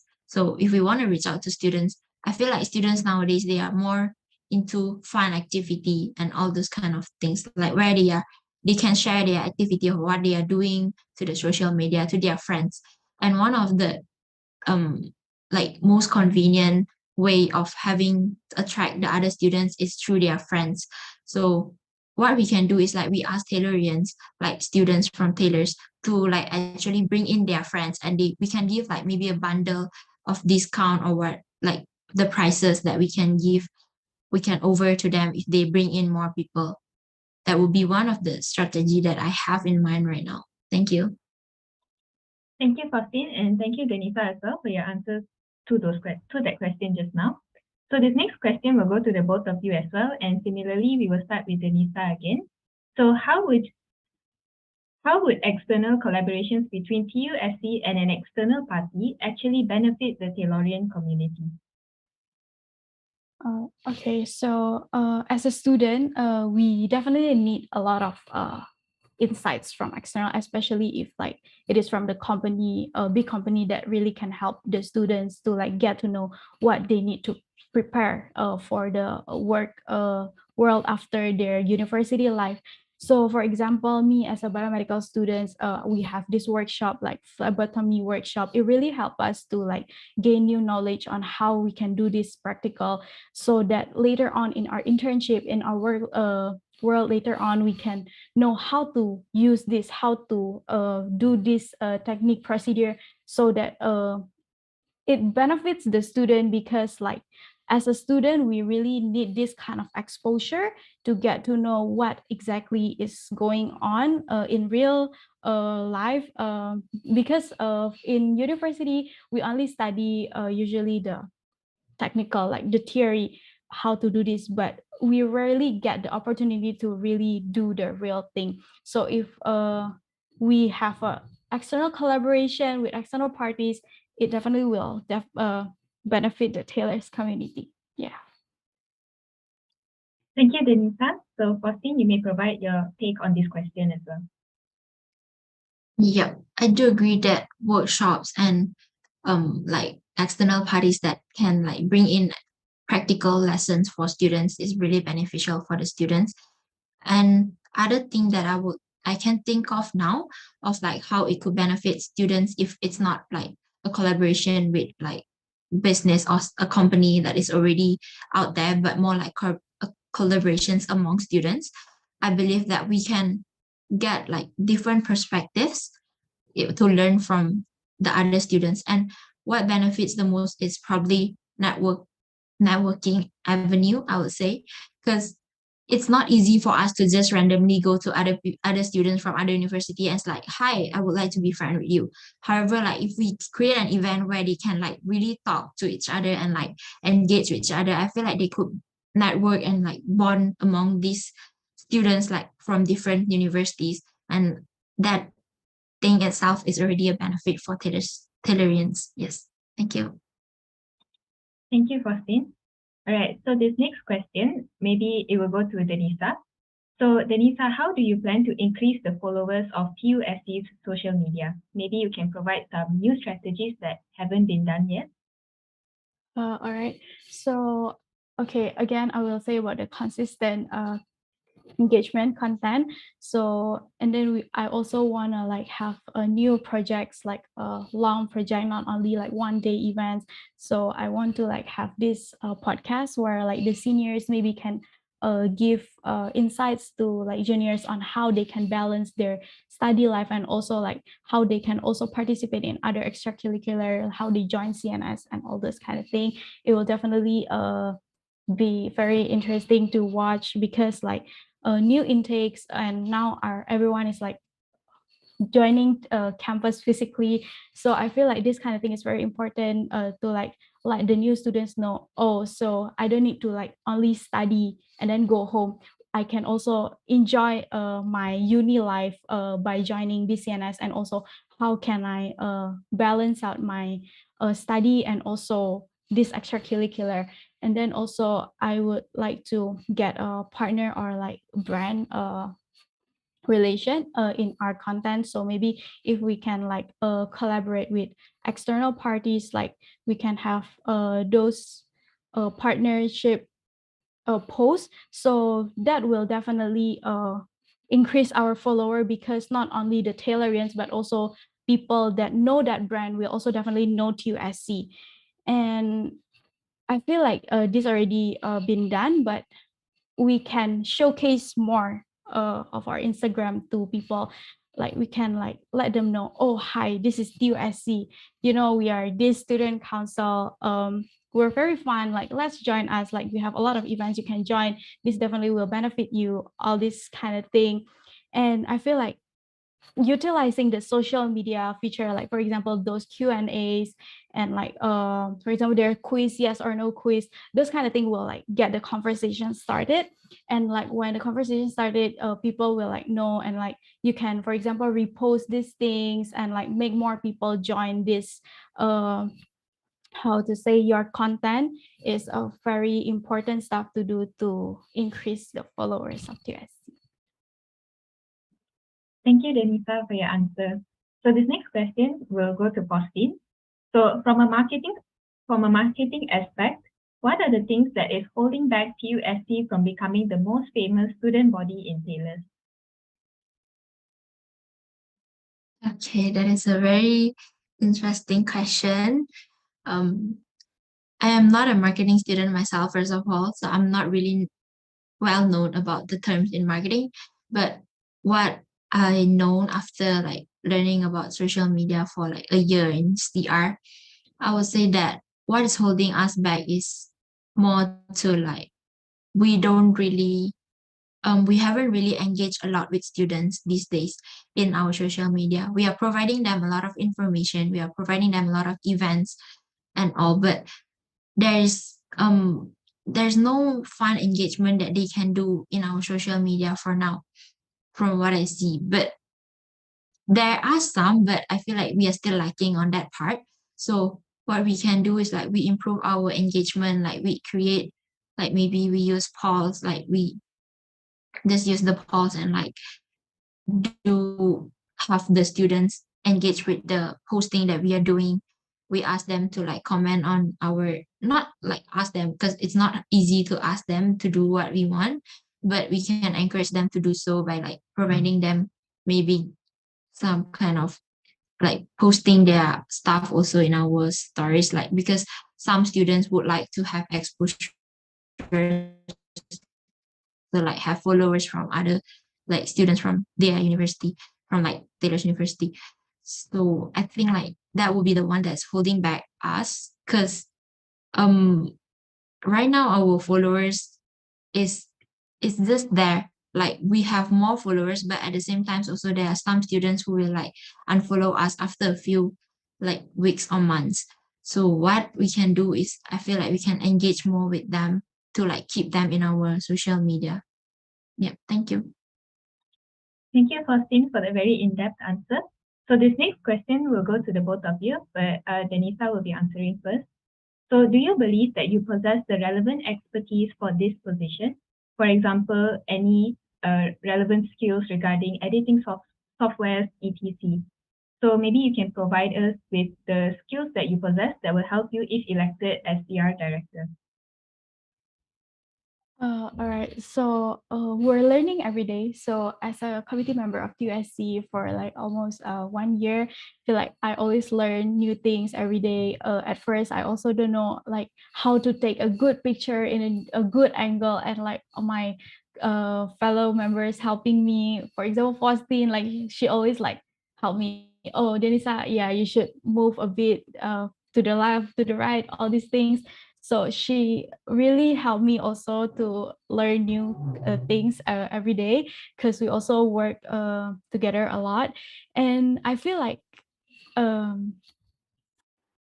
I have the ability to take this position, because working together with other committee members, I believe that I will learn more new things every single day. Even though I'm not really an expert in one things, maybe I can help them with other things, and they can help me with the things that they are good at, and from here we can learn more. So in CR, campus relations, we use Canva a lot in our designing. But even if we are focusing on Canva, not everyone really familiar with how Canva works.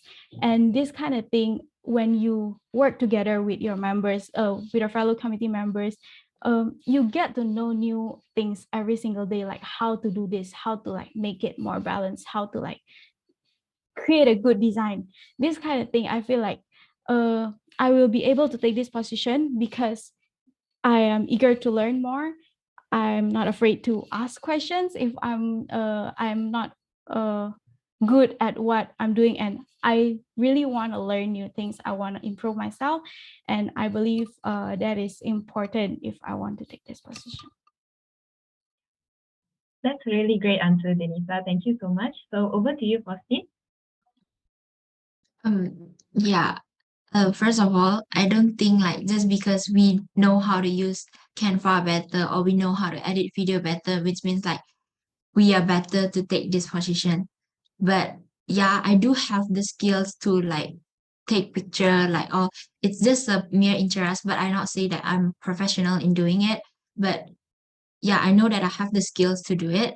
And I also have the skills where I can edit videos, although it's not like the like very perfect editing skills, but I do edit reels for TUSC, for Taylor Field teasers. Taylor Field, which is like our one of our past events. Yeah, we didn't mention that before, but I'm pretty sure the audience know, hopefully. And yeah, I was part of the editing team, which is one of my class skill. But again, as I mentioned, just because we have the skills to do this, like editing stuff, or like we are better in designing in Canva, doesn't mean that we are better to take this position, because we know that I know for a fact that even if you are great at this, but if you don't have the leadership skill, then you couldn't be the director to lead all the committee members. Thank you. Those are very great points, Faustin. Thank you so much for that answer. So this will be the last question for today. So it will go to the both of you as well. So again, Denisa, you will go first. So what are the three main goals that you would like to achieve at the end of your term if you were to be elected as CR director? All right. So first of all, TUSC is already great. CR is also great. I have a good director and assistant director helping me every single day with whatever it is that I need them to help me with. But if I'm to be elected, I want to have a healthy work environment for everyone, so that I don't want to like just, okay, we need to do this, we need to do that. But if we don't have a good relation between us, we cannot move forward together. I would really love if everyone in campus relation have the same goal, have the same aim, so we can move forward together. And then I would also love to reach out to more Taylorians. So I would like to have like more event projects, those kind of thing, which I wish can reach more Taylorians, and they can also love TUSC more and like would like to participate more in all TUSC events. And I would also like to provide more events and projects that can benefit the students, Taylorians, because we all are students, we're still learning, and I feel like all these kind of events will really benefit us because we can learn new things, we can try new things, dare to try and to grow. Yeah. Thank you, Denisa. That was a really nice answer. So over to you, Faustin. What are your three main goals that you'd like to achieve? First of all, I would love to create events that are quite in a big scale, because I learned from Denisa that we go big or go home. So yeah, I would love to create big events where external parties are all included, as that is the aim of being CR. We are connecting with external parties. That's the first one. Second, I would, for sure, it's not just about external parties, even if we are from CR, because we are still TUSC. So I would really love to go for all the Taylorians, reach out to as many as I can. And the last one would be, I would love to improve our social media again, because social media is a very great platform, and that would support my second goal, which is to reach out to more Taylorians. And if we have better social media, we are more fun, engaging in the social media. I believe that Taylorians will also love to like participate in whatever we are organizing for them. Thank you. All right, thank you so much, Denisa and Faustin, and thank you all to the people who have input their questions today. Unfortunately, that marks the end of the Q&A session for our Director of Campus Relations our candidates for the Director of Campus Relations. But before we move on to the last speech and debate session for the Director of Campus Welfare position, we will wrap up the Director of Campus Relations speech and debate session with Denisa and Faustin giving their final words before we end the session. So we'll start with Denisa. Denisa, the floor is yours. All right. So first of all, I would like to thank everyone who's here with us today. And I would like to say that all the time I spent in Taylor's as a student, I would like to tell you that we will never stop learning. We will learn new things every single day. And my learning process has brought me this far to be someone who is determined in what I put my mind into, to be reliable in my work, and I'm not afraid to take risks. So with that being said, I would like to use this opportunity to invite all of you to vote for me if what you have in mind aligns with my manifesto.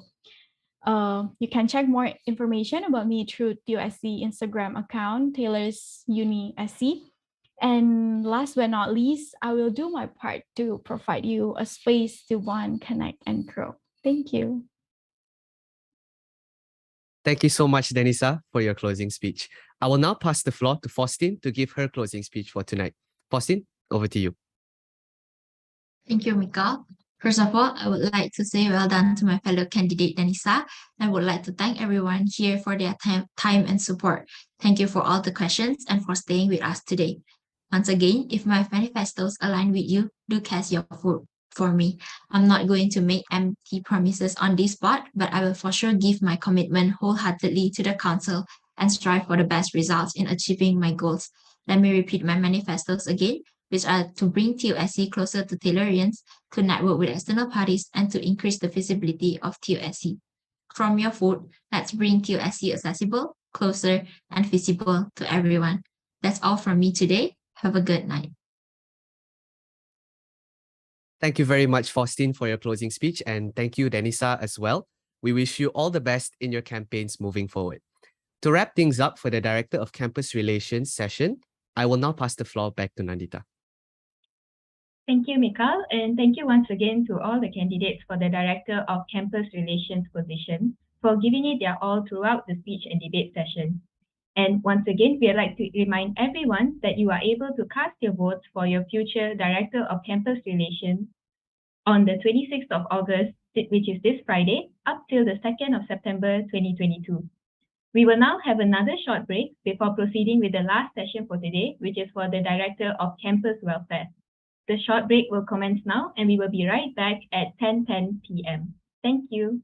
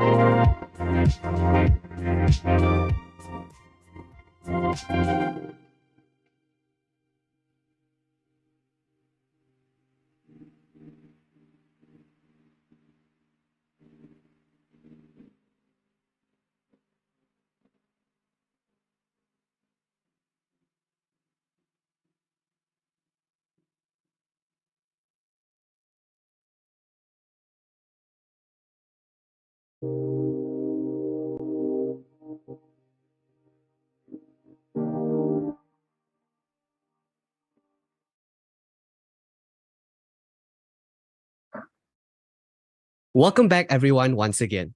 For the next and final session, it will be for the candidates running for the position of Director of Campus Welfare, which are Liu Zhanliang and Stephanie Goldwyn.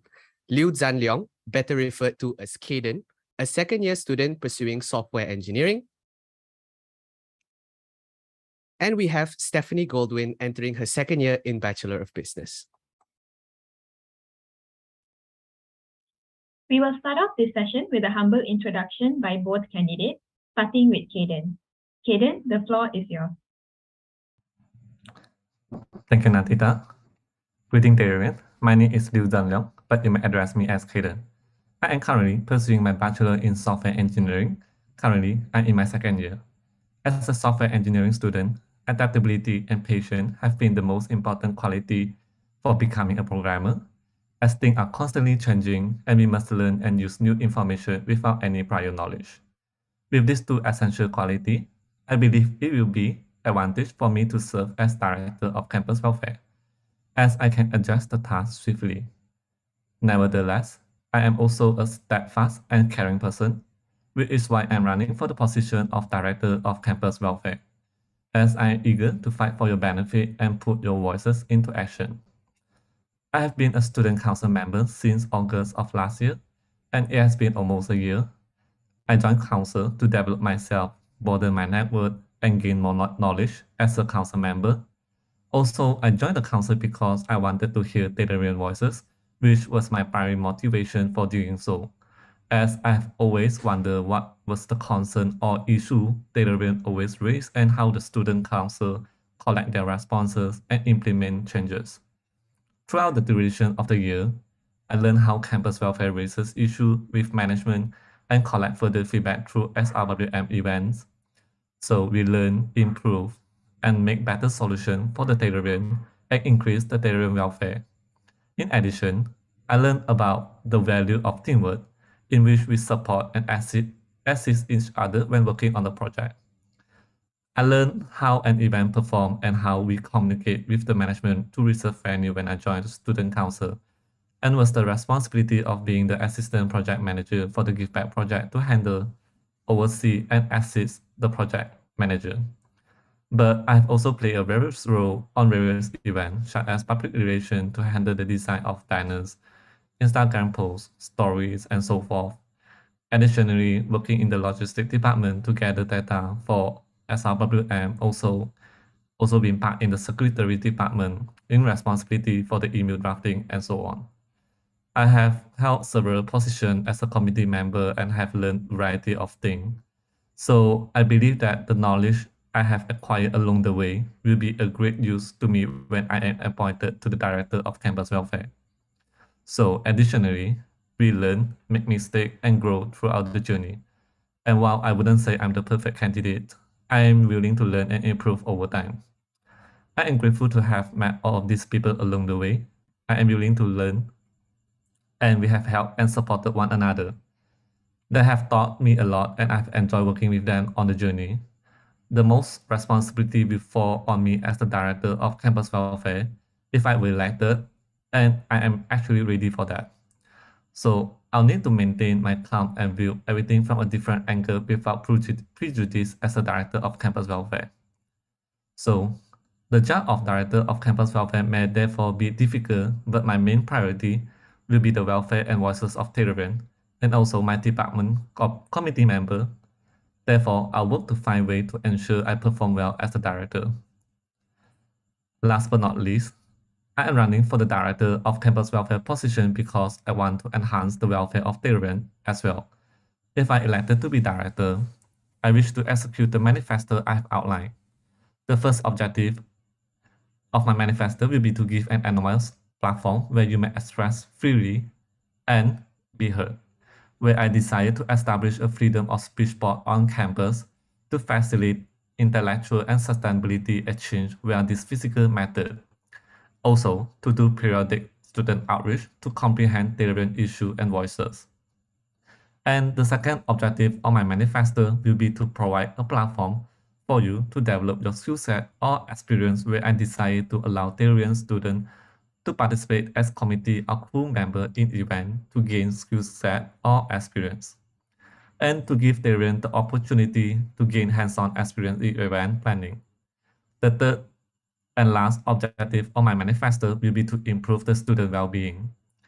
I intend to enhance the facility and mental health care by cooperating with the management, and to empower and promote Tellurian mental health by making counseling service more accessible. Thank you for listening, and do vote for me for the position of Director of Campus Welfare, because you matter. I'll pass the floor back to Natita. Thank you so much, Caden, for that very lovely introduction. Without further ado, let us give a warm welcome to our next candidate, Stephanie, to give us her introductory speech and what she stands for. Stephanie, the floor is yours.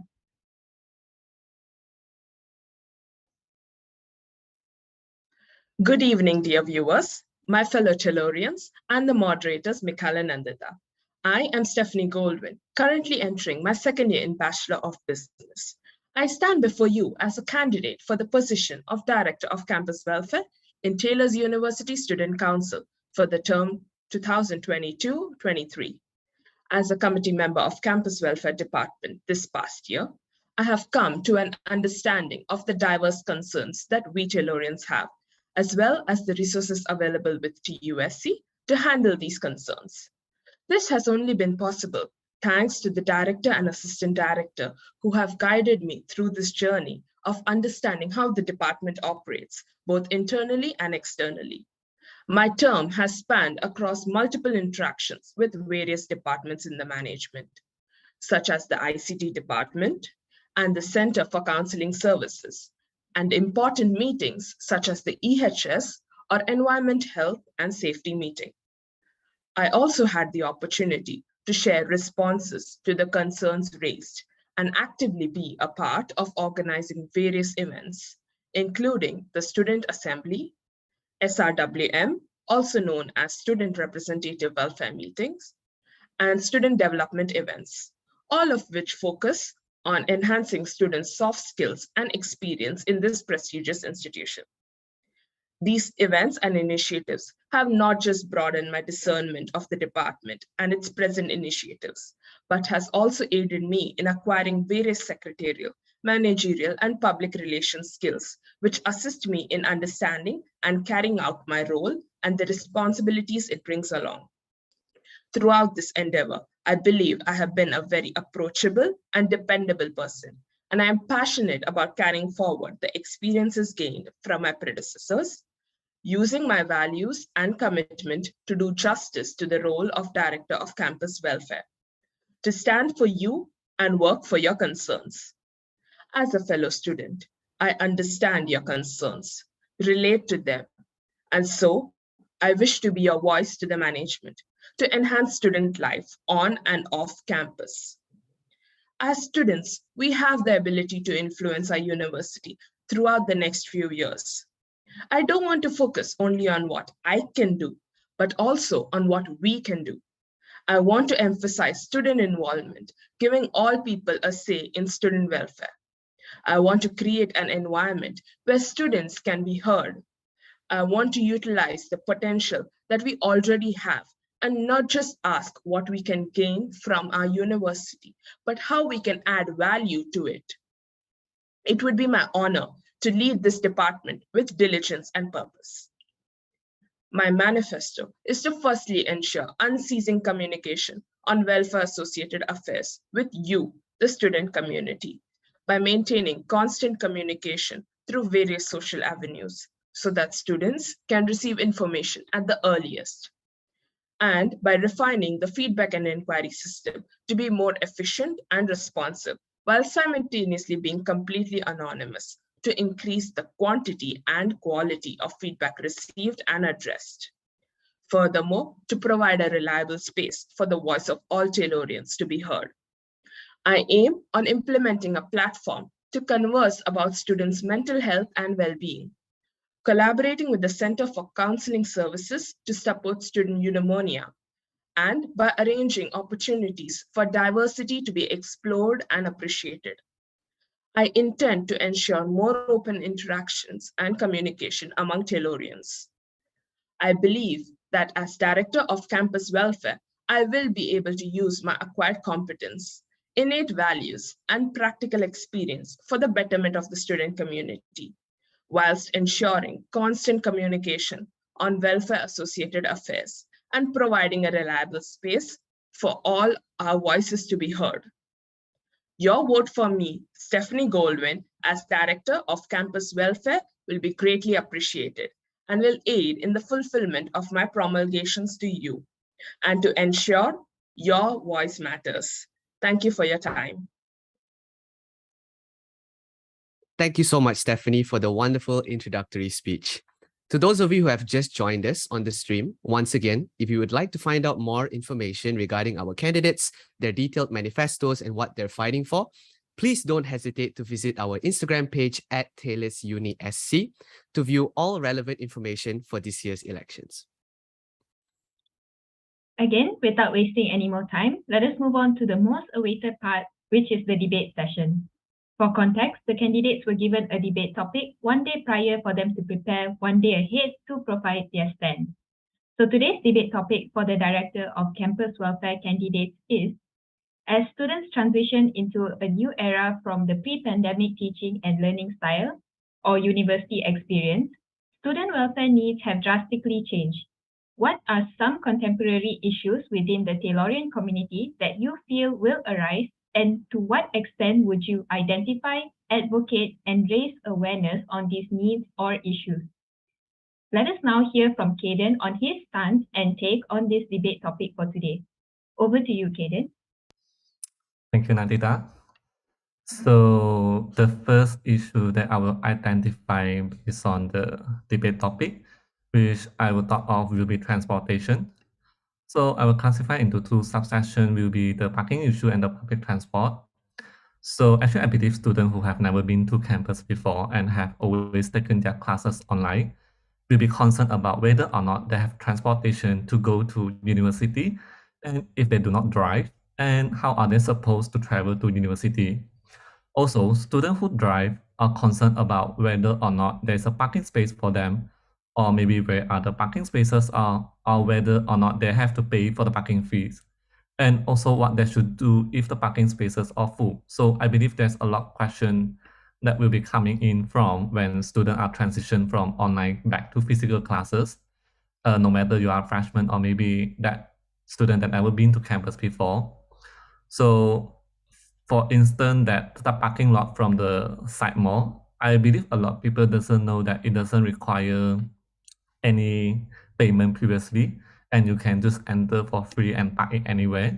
But I doubt a lot of people doesn't know and whether if they can park on the reserve parking as well. And even now, they actually started to collect back the payment. And some people might not aware of it, and maybe some doesn't know that there's a parking inside the mall and stuff and so on.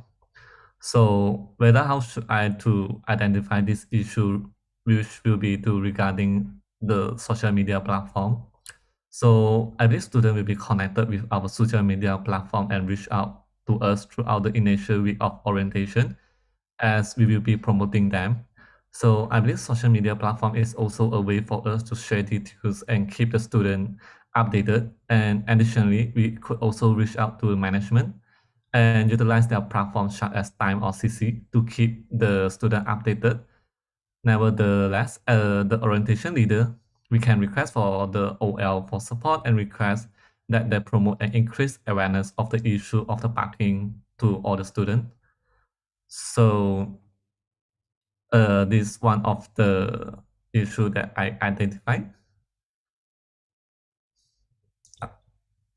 All right, thank you so much, Caden. So over to you, Stephanie. You may provide your take on this debate topic, or you could also address some of the points brought up by Caden previously. Okay, I'd like to first address some of the points Caden brought up. So Caden, you did mention about the parking issue, and to be more specific about the shops mall parking, and how previously during COVID period, they did not take payment, and currently they have shifted to recharging students for parking. Why do you believe that only social media will be the best way for students to be aware? As there was also a Campus Central portal announcement which was sent out at that period of time, which should be able to get a wider access as compared to our TUSC Instagram, considering that the reach is different for both the platforms. Could you elaborate a bit more on your social media stand? Thank you, Stephanie. So the reason why I talk about the social media platform, as I think we are aware that during orientation week, CI department is the department that they will promote our social media platform during the orientation week. So this is actually the chance where we could connect with the freshman student. And also it's a very good opportunity for us to utilize the platform to share the update on news with all the students. And also by using the social media platform, we could actually also promote the reputation of TUSC and also help the student to aware that TUSC is actually doing all these kind of thing that we wish to keep the student to the most updated news and so on. Because even the management are utilizing the CC or Time website, but still there's some student that doesn't use them. Like they don't really go and click inside the CC or Time to check the announcement section because they might use the laptop to open, or maybe they're lazy lah. So I'm not sure about it, but maybe some students just not comfortable using CC or Times, and maybe they are more familiar with using Instagram and so on. So I believe social media is actually quite a trend nowadays, and most of the students, when it comes to issue, maybe the first thing they do is search on the social media and stuff. Maybe they could get some answer, from Taylor Instagram, or maybe some student council Instagram, where they will look for information as well. So I hope it addressed your question. Back to you, Stephanie. You may address his current points, or you can bring forth your stance on the topic as well. I'd like to bring forth my stance. Okay, thank you to the moderators.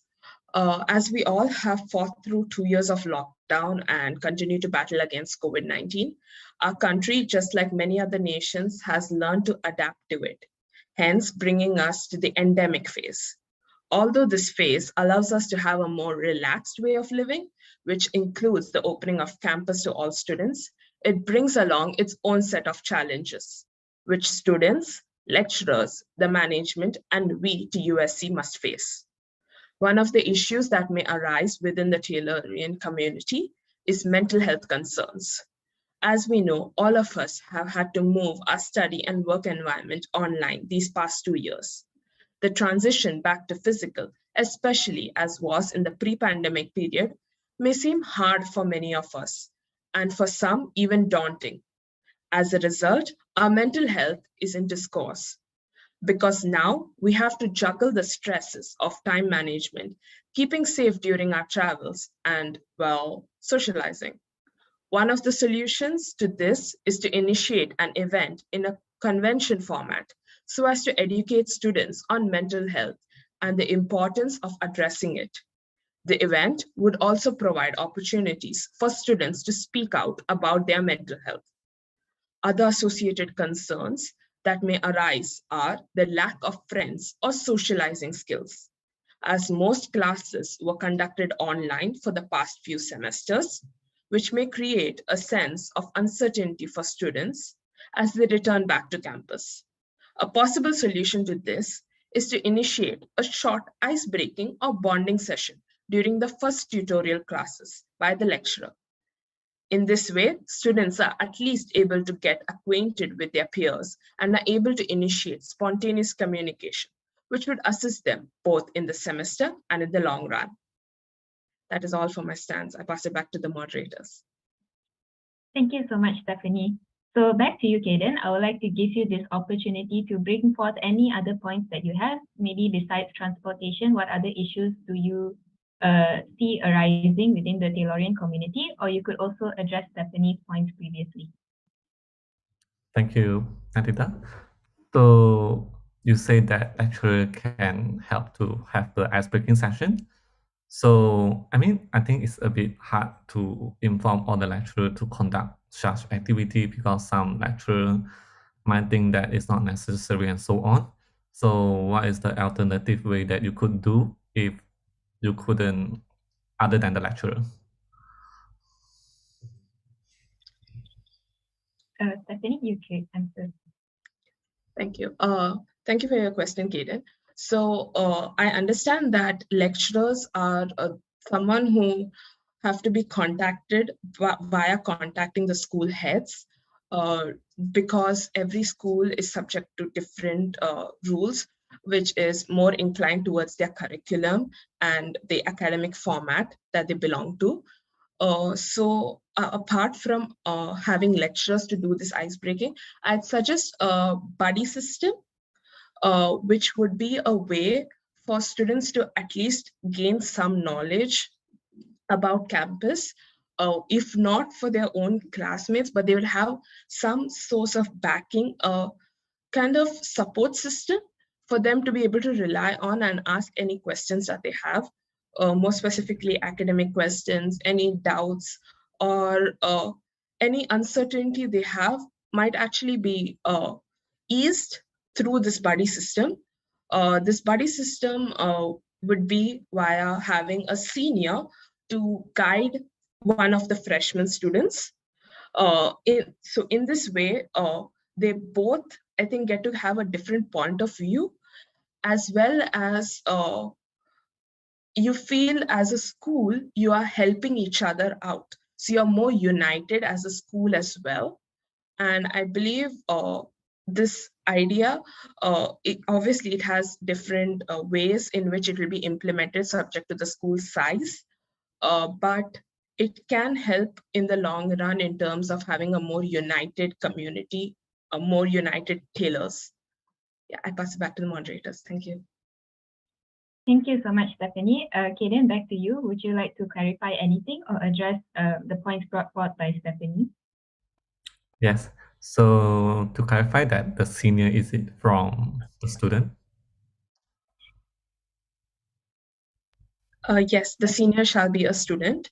So let's say a year 3 student guides a year 2 or year 1. However, this will be subject to the number of students per intake and the number of batches that the school accepts in terms of intakes. This will be it's a very complicated process considering each school is different. However, it can still be beneficial, and if each school is cooperative and willing to use it, it can help students a lot. Thank you so much, Stephanie. Back to you, Caden. Does that address your question? Yes, it addressed my question. Thank you. So just additional clarification. I think you're aware that we actually have the mentor system, right? Where a student that will classify under the mentor, where we can actually address any issue of concern and raise it up to the mentor, and the mentor will actually help us out. So what makes your different than the mentor system that provided by the tailor? All right, Stephanie, you may address this question. The mentor actually provided by tailors is actually a lecturer or a teacher, you would say. The bond or relationship you would have among students, the kind of conversations you have as students are completely different.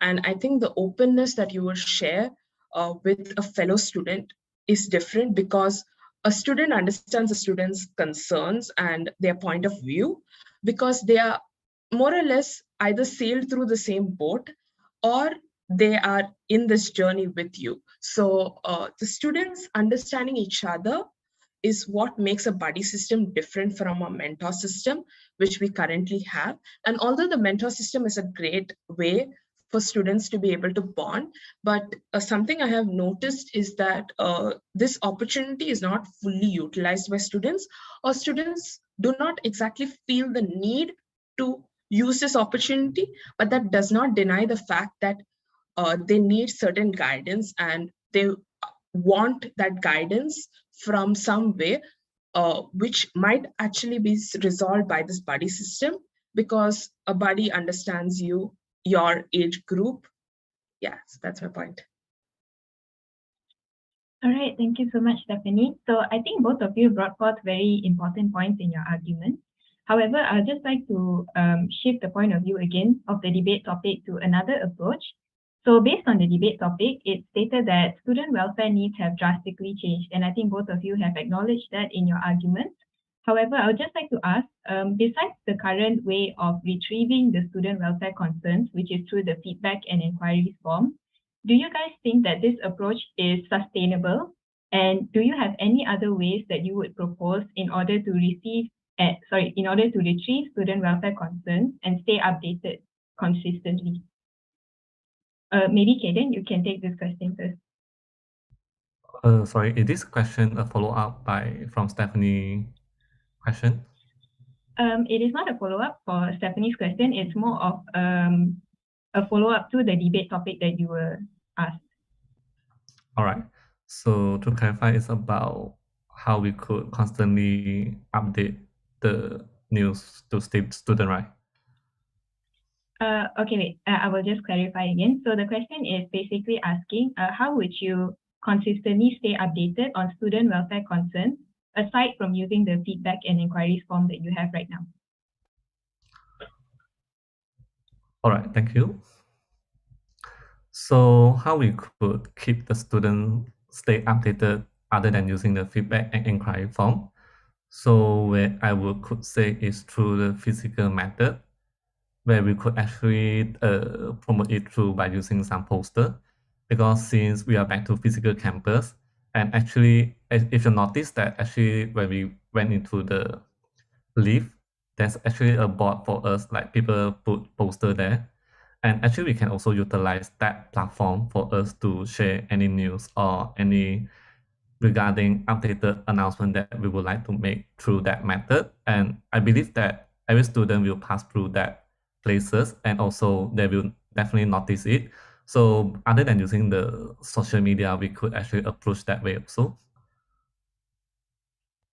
All right, thank you so much, Caden, for your input. Stephanie, you may provide your take on this question as well. Could I kindly have the question repeated? Yeah, sure thing. So based on the debate topic, it stated that student welfare needs have drastically changed. So besides the feedback and inquiries form that you have right now, what are some changes to the current student welfare concerns retrieval process that you would propose? Firstly, I believe that the feedback and inquiry form that we currently have is actually a sustainable method, because of it's kind of the only official way we are able to retrieve it and be able to collect the information for a longer period of time and store it for future use as well and for reference purposes. Hence why this form method is being used highly by other councils as well. I do understand that as we are moving physically, the form may not be the most ideal way. And as Caden rightly said, physical is another way we can go about with retrieving information. However, we have got to understand that the form ensures anonymity because an input given by the student will not be able to be seen by anyone else. If that anonymity can be ensured when we are having it done physically, I think physical is also a good way for us to move, maybe in the form of a box where students can write down on paper and put in their concerns into the box. This method might actually be beneficial considering that urgent matters which students wish to raise can be brought up directly by going into the SLC, which is having council room in it. The form, I would believe, can be refined a bit more to make it easier for students to use it so that the form is not completely neglected as we are transitioning to physical. And while we also refine the form, promotions can be continued on a more frequent basis so that students are at least aware that such a means exists, because this means ensures that there's more data collected in terms of the problem that students have, so that we get a better understanding of what students are really meaning by their issue. And that gives us as council welfare, campus welfare, much more insights on students' concerns. That's my take. Thank you. All right, thank you so much to the both of you. And that actually wraps up the debate session for today. So to all the viewers watching at home, there will be a Slido link sent in the chat box for our Q&A session, regardless if you're watching from Facebook Live or YouTube Live. So you may click into the Slido link and drop your questions for both our candidates here. And to the candidates, we'll just give you guys a couple of seconds before we actually start the Q&A session.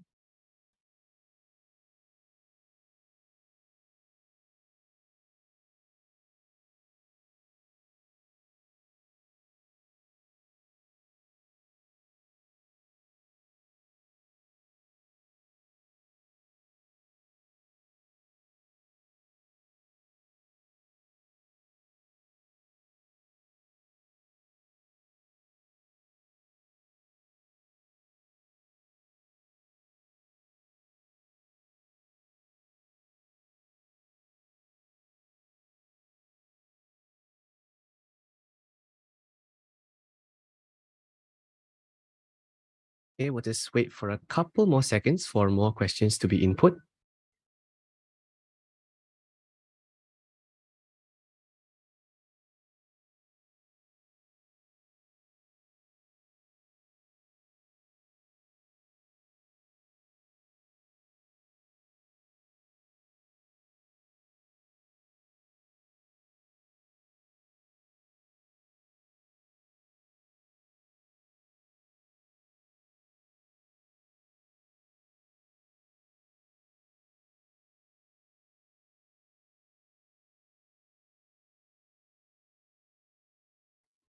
All right, so we shall now officially start the Q&A session.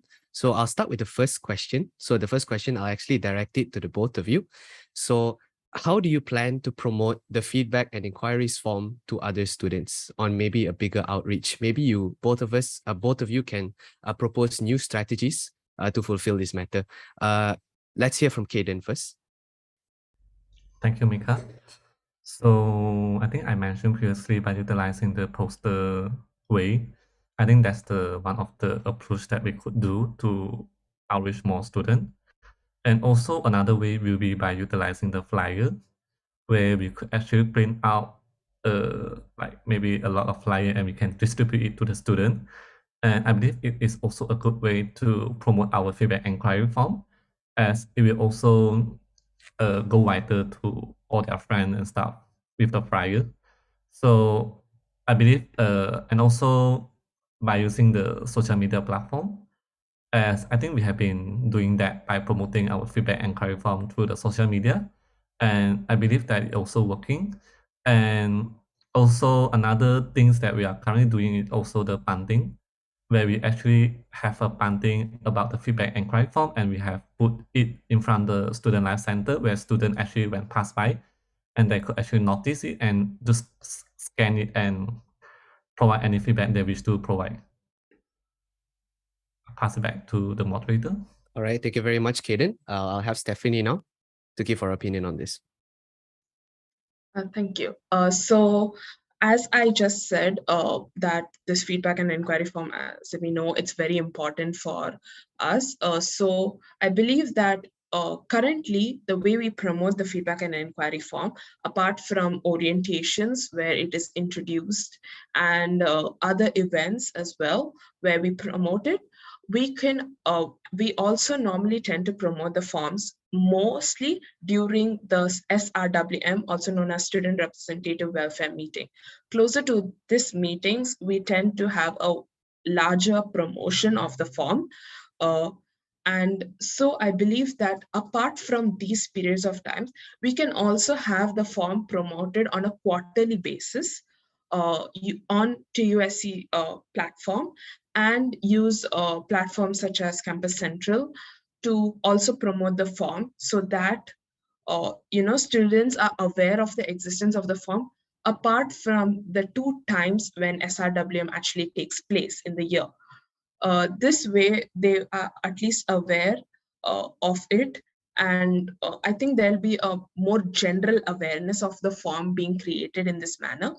Apart from that, physical methods, as stated by Caden, also are like, currently we are trying to use the bunting as well, but I believe a better way would be the posters, as he mentioned, inside the elevator and other prominent places, because these are places which students are going to constantly pass through and are passing through.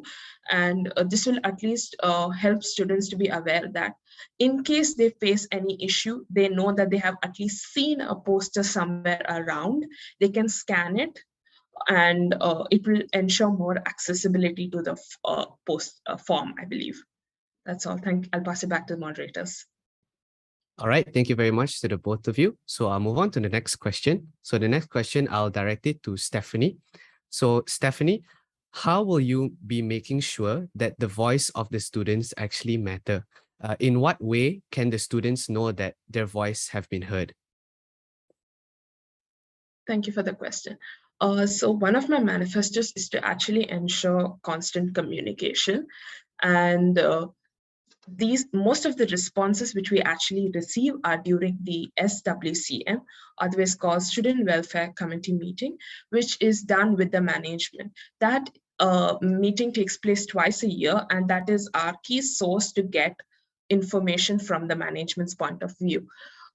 That actually results in the responses to students' concerns being a little delayed, I would say, because we can respond to their concerns which they have stated on the feedback and inquiry form only after we receive the latest and new information from the management during this SWCM.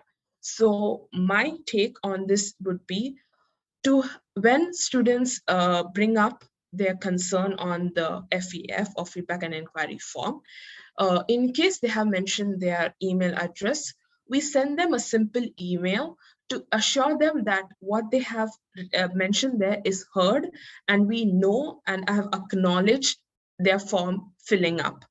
In this way, students are at least aware that someone has looked into their response, and that their response has not had a blind eye to it. It may seem a little,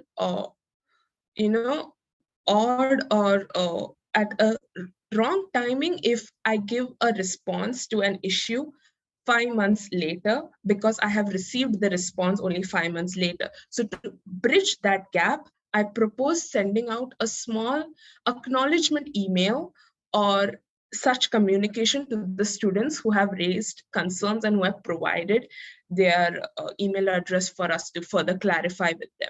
Unfortunately, this may not exactly take place if students do not provide any email address or anything, because we want to appreciate and respect their anonymity in the concerns they raise.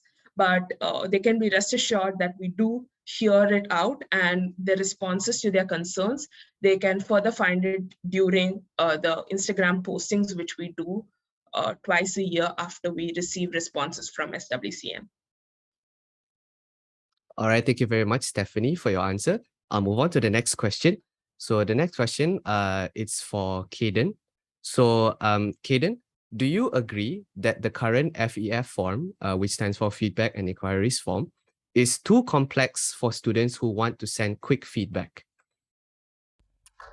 Hi, thank you. So I will address that it might be a bit complex and it requires a lot of things to fill out, but there's a purpose for the feedback inquiry form where it ensures that the data we collected have the highest accuracy, as it provides us a very detailed description of the feedback inquiry that collected from the student where they're submitted.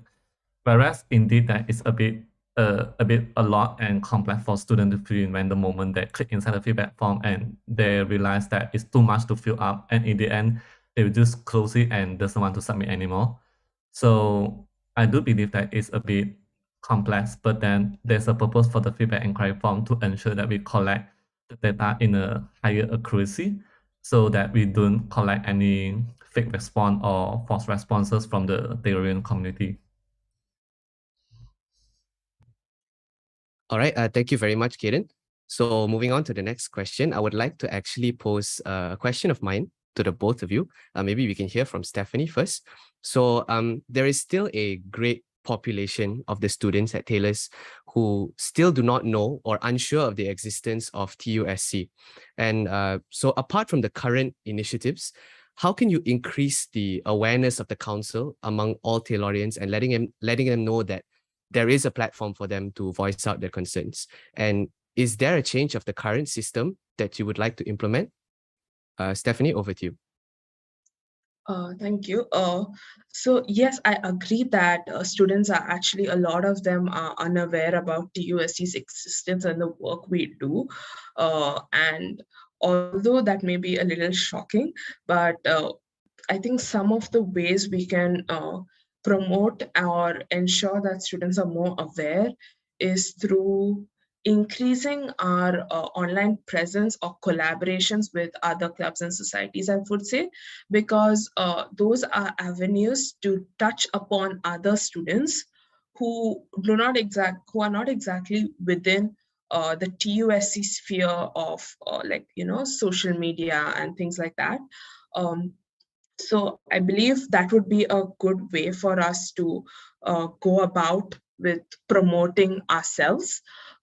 Orientation obviously is another means for us to do. However, we have got to have some form of connection post-orientation with these students, because once students are interacted with us during with TUSC in the first year, there may not be a follow-up, I would say, with them later on. So we've got to find a way to have that connection, maybe by the introduction of one of the events registration form during orientation itself. So maybe if an event is organized closer to orientation, students can be given the opportunity to register for the event. In this way, they are actually having a connection with TUSC beyond orientation and the first week of classes. In this way, we might be able to create long-term relationships with students and create a better awareness among the Taylor's community. All right, thank you very much, Stephanie. Over to you, Caden. Thank you, Mika. So to increase the awareness of TUSC, I would say maybe to do a more frequency of promoting the TUSC. So maybe we could actually do a more promoting through the CC of times, maybe twice or 3 times a year, like maybe with a title of Taylor University Student Council is always here to help, so that they're actually aware that TUSC exists and we are always here to help you no matter what. So maybe it might to increase the awareness, and also maybe through the physical form, I will suggest is that I believe that we actually does have the banding for our own TUSC banding. We could actually place it, maybe the orientation week where they have some briefing, we could actually place it either outside the hall if we got the approval that we could actually place the planting outside. This is just to ensure that the students are aware that student council is active in this university and is constantly active, so that maybe they could like reach out to us and maybe check out on our social media to increase the awareness of our TUSC. And also maybe another way of promoting will be by reaching out the club and society, where telling them to help us to promote our TUSC. Like the same goes what I say during the time NCC, maybe twice a year, just to increase the awareness of student council. I'll pass back to the moderator. All right. Thank you very much, Caden and Stephanie, for your answers. So moving on to the next question. So this next question, will direct it to the both of you. So students are usually left in the dark regarding many matters, for example, resource fees and facilities. How will you help in this issue if you're elected as Director of Campus Welfare? So I'll hear from Caden first now. Thank you. So I believe we actually does have an event called SRWM, where we actually been constantly using this event to raise up any issue and concern from the student, and we raise it up during the SWCM. But I believe sometimes it might not be useful as the management might not take into any action, no matter we raise it how many times. But I believe that data speak the most thing. So what I would do is maybe we could actually create a petition, or maybe to have a simple way, I mean like a voting simple way where students could actually provide like they agree on toward this issue. And the main point will be to collect a massive amount of data. I mean, at least the half of the school, or maybe 30% of the school, because the bigger the data, the bigger chance that the management will take into action. So this is the way that I most probably will do, as I wanted the Therian voice to be heard. So, but the data will be the bigger concern that we could raise it to the management. All right. Thank you very much, Caden. Over to you, Stephanie. Could you have the question kindly repeated again? Right, sure. So students are usually left in the dark regarding many matters, for example, resource fees and facilities. How would you help in this issue if you're elected as the Director of Campus Welfare? Thank you. We've got to understand that certain information provided to us by the management is private and confidential due to numerous reasons, and hence a detailed or more transcript-like response cannot be provided to students. However, the response which we get, we try to ensure that it is provided in the most student understandable manner for everyone to be able to understand what is coming across and what the management's point of view is on these certain sensitive issues like resource fee. Instagram postings has been one of the ways we have currently been addressing these kinds of issues. Facilities as well are some of the issues which are raised on the feedback and inquiry form, and so they tend to be directed to the in charges for facility related affairs, and some of them do get resolved speedily, such as ICT related matters and aspects like projector, air conditioner, and so we have seen the efficiency from the facility side. And so we believe that students who raise their concerns to us, their voices are definitely heard, because management is taking the necessary steps and in a speedy process as well to resolve these concerns. As far as informing students about responses, we've got to understand both points of views, and that's how CW tends to present the responses to students. Further information on it, they would only be able to get if they contact us to better be able to explain it to them. Apart from that, the Instagram, I think, is self-explanatory. All right. Thank you very much, Stephanie and Caden, for your answers. So moving on to the next question. This next question is actually directed to Stephanie. So this is regarding one of your previous points that you have brought up in the session previously.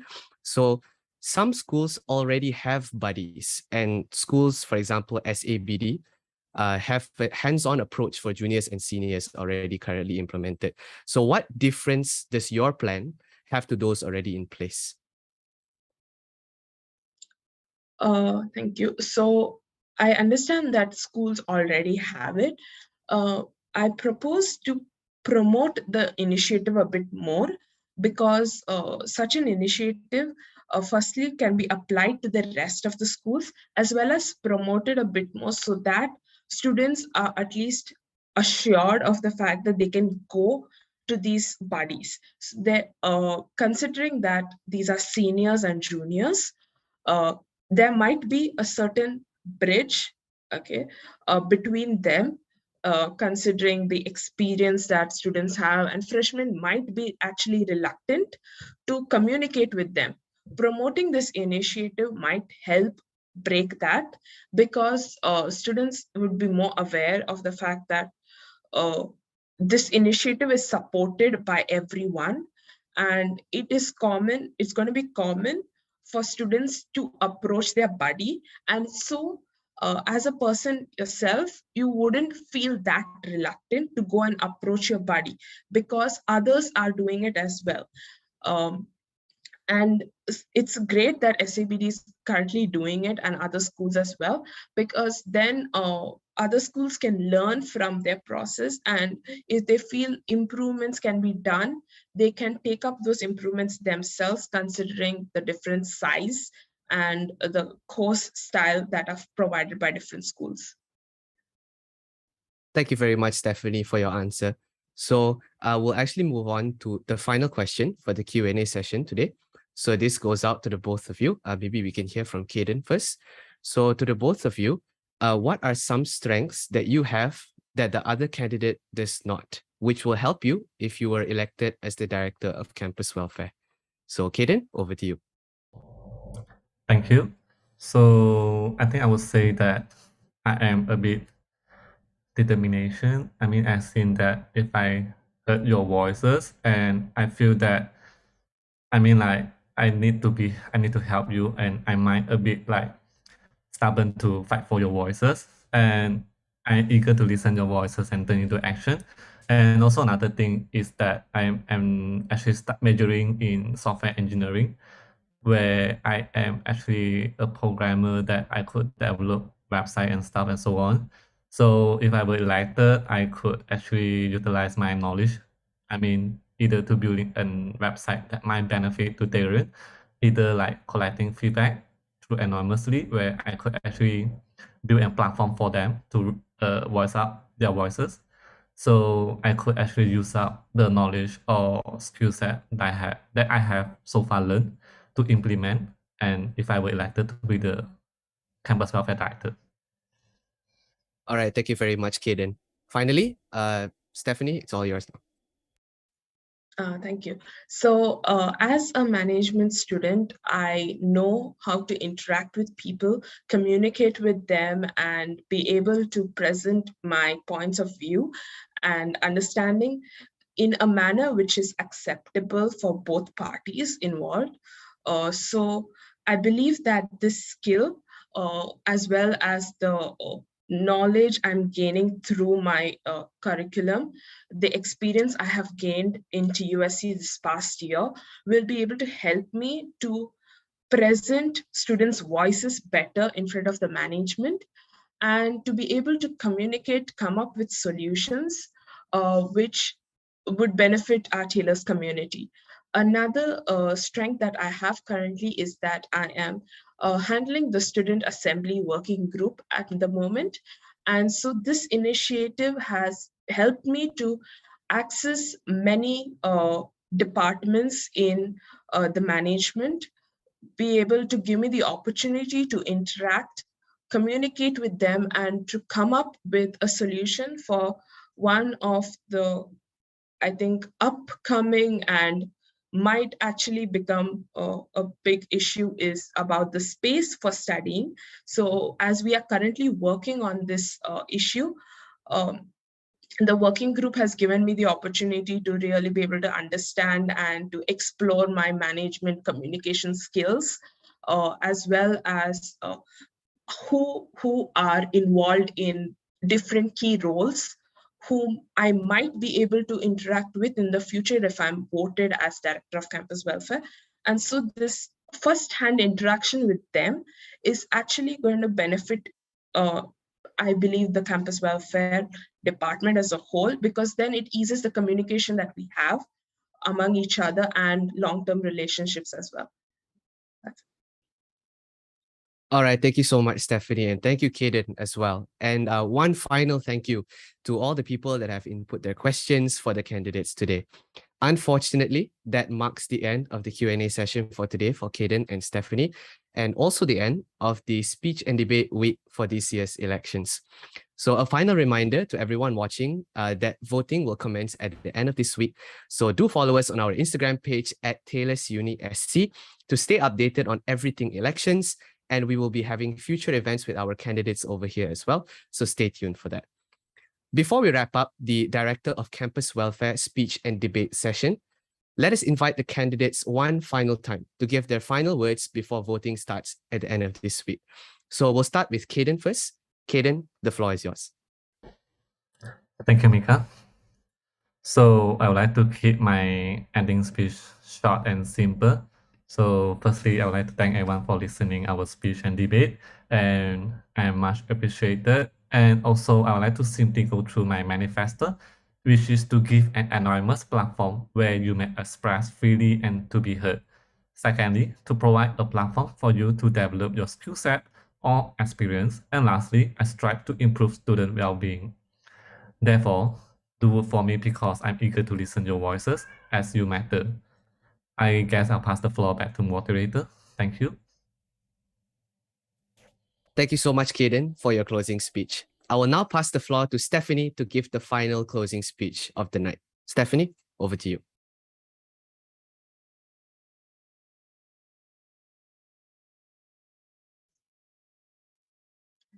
Thank you to the moderators, Mikhail and Nandita, my worthy opponent, Caden, and to all who have tuned in live. As we are coming to an end of the speech and debate session, I would like to take this opportunity to thank you all for spending your valuable time hearing my stances and points of view. As a committee member of Campus Welfare for nearly a year, I understand us, the student community, and our demands. Thus, apart from ensuring efficiency and quality work of our department, I promise you that I will ensure constant communication on welfare-associated affairs that takes place, and that there is a safe and reliable space for all of us Taylorians from diverse cultures, numerous countries, and amazing backgrounds to be heard. Because to me, your voice matters. Thank you. Thank you so much, Stephanie, for your closing speech, and thank you, Caden, as well. We wish you all the best in your campaigns moving forward. I'll now pass the floor back to Nandita to wrap up this year's elections. Over to you, Nandita. Thank you so much, Mikhail, and thank you once again to all our candidates for today. So that pretty much sums up the speech and debate week for all candidates. We'd also like to take this opportunity to thank all the viewers who tuned in for the session and supported our candidates since day one of the speech and debate week, which began yesterday, be it on YouTube Live, Facebook Live, or even those who watched the live stream after it ended. We hope that both sessions really help Taylorians understand their candidates better. Once again, we'd like to remind everyone that voting will commence this Friday, which is the 26th of August, up till the 2nd of September 2022. You may cast your votes directly through Campus Central Portal or by clicking the link in our Instagram bio at Taylor's Uni SC. Thank you so much for tuning in. And this is me, Nandita. And this is me, Mikhail Mazlan. And we have been your moderators for the speech and debate week for TUSC elections 22-23. Thank you so much, ladies and gentlemen, and have a great night ahead.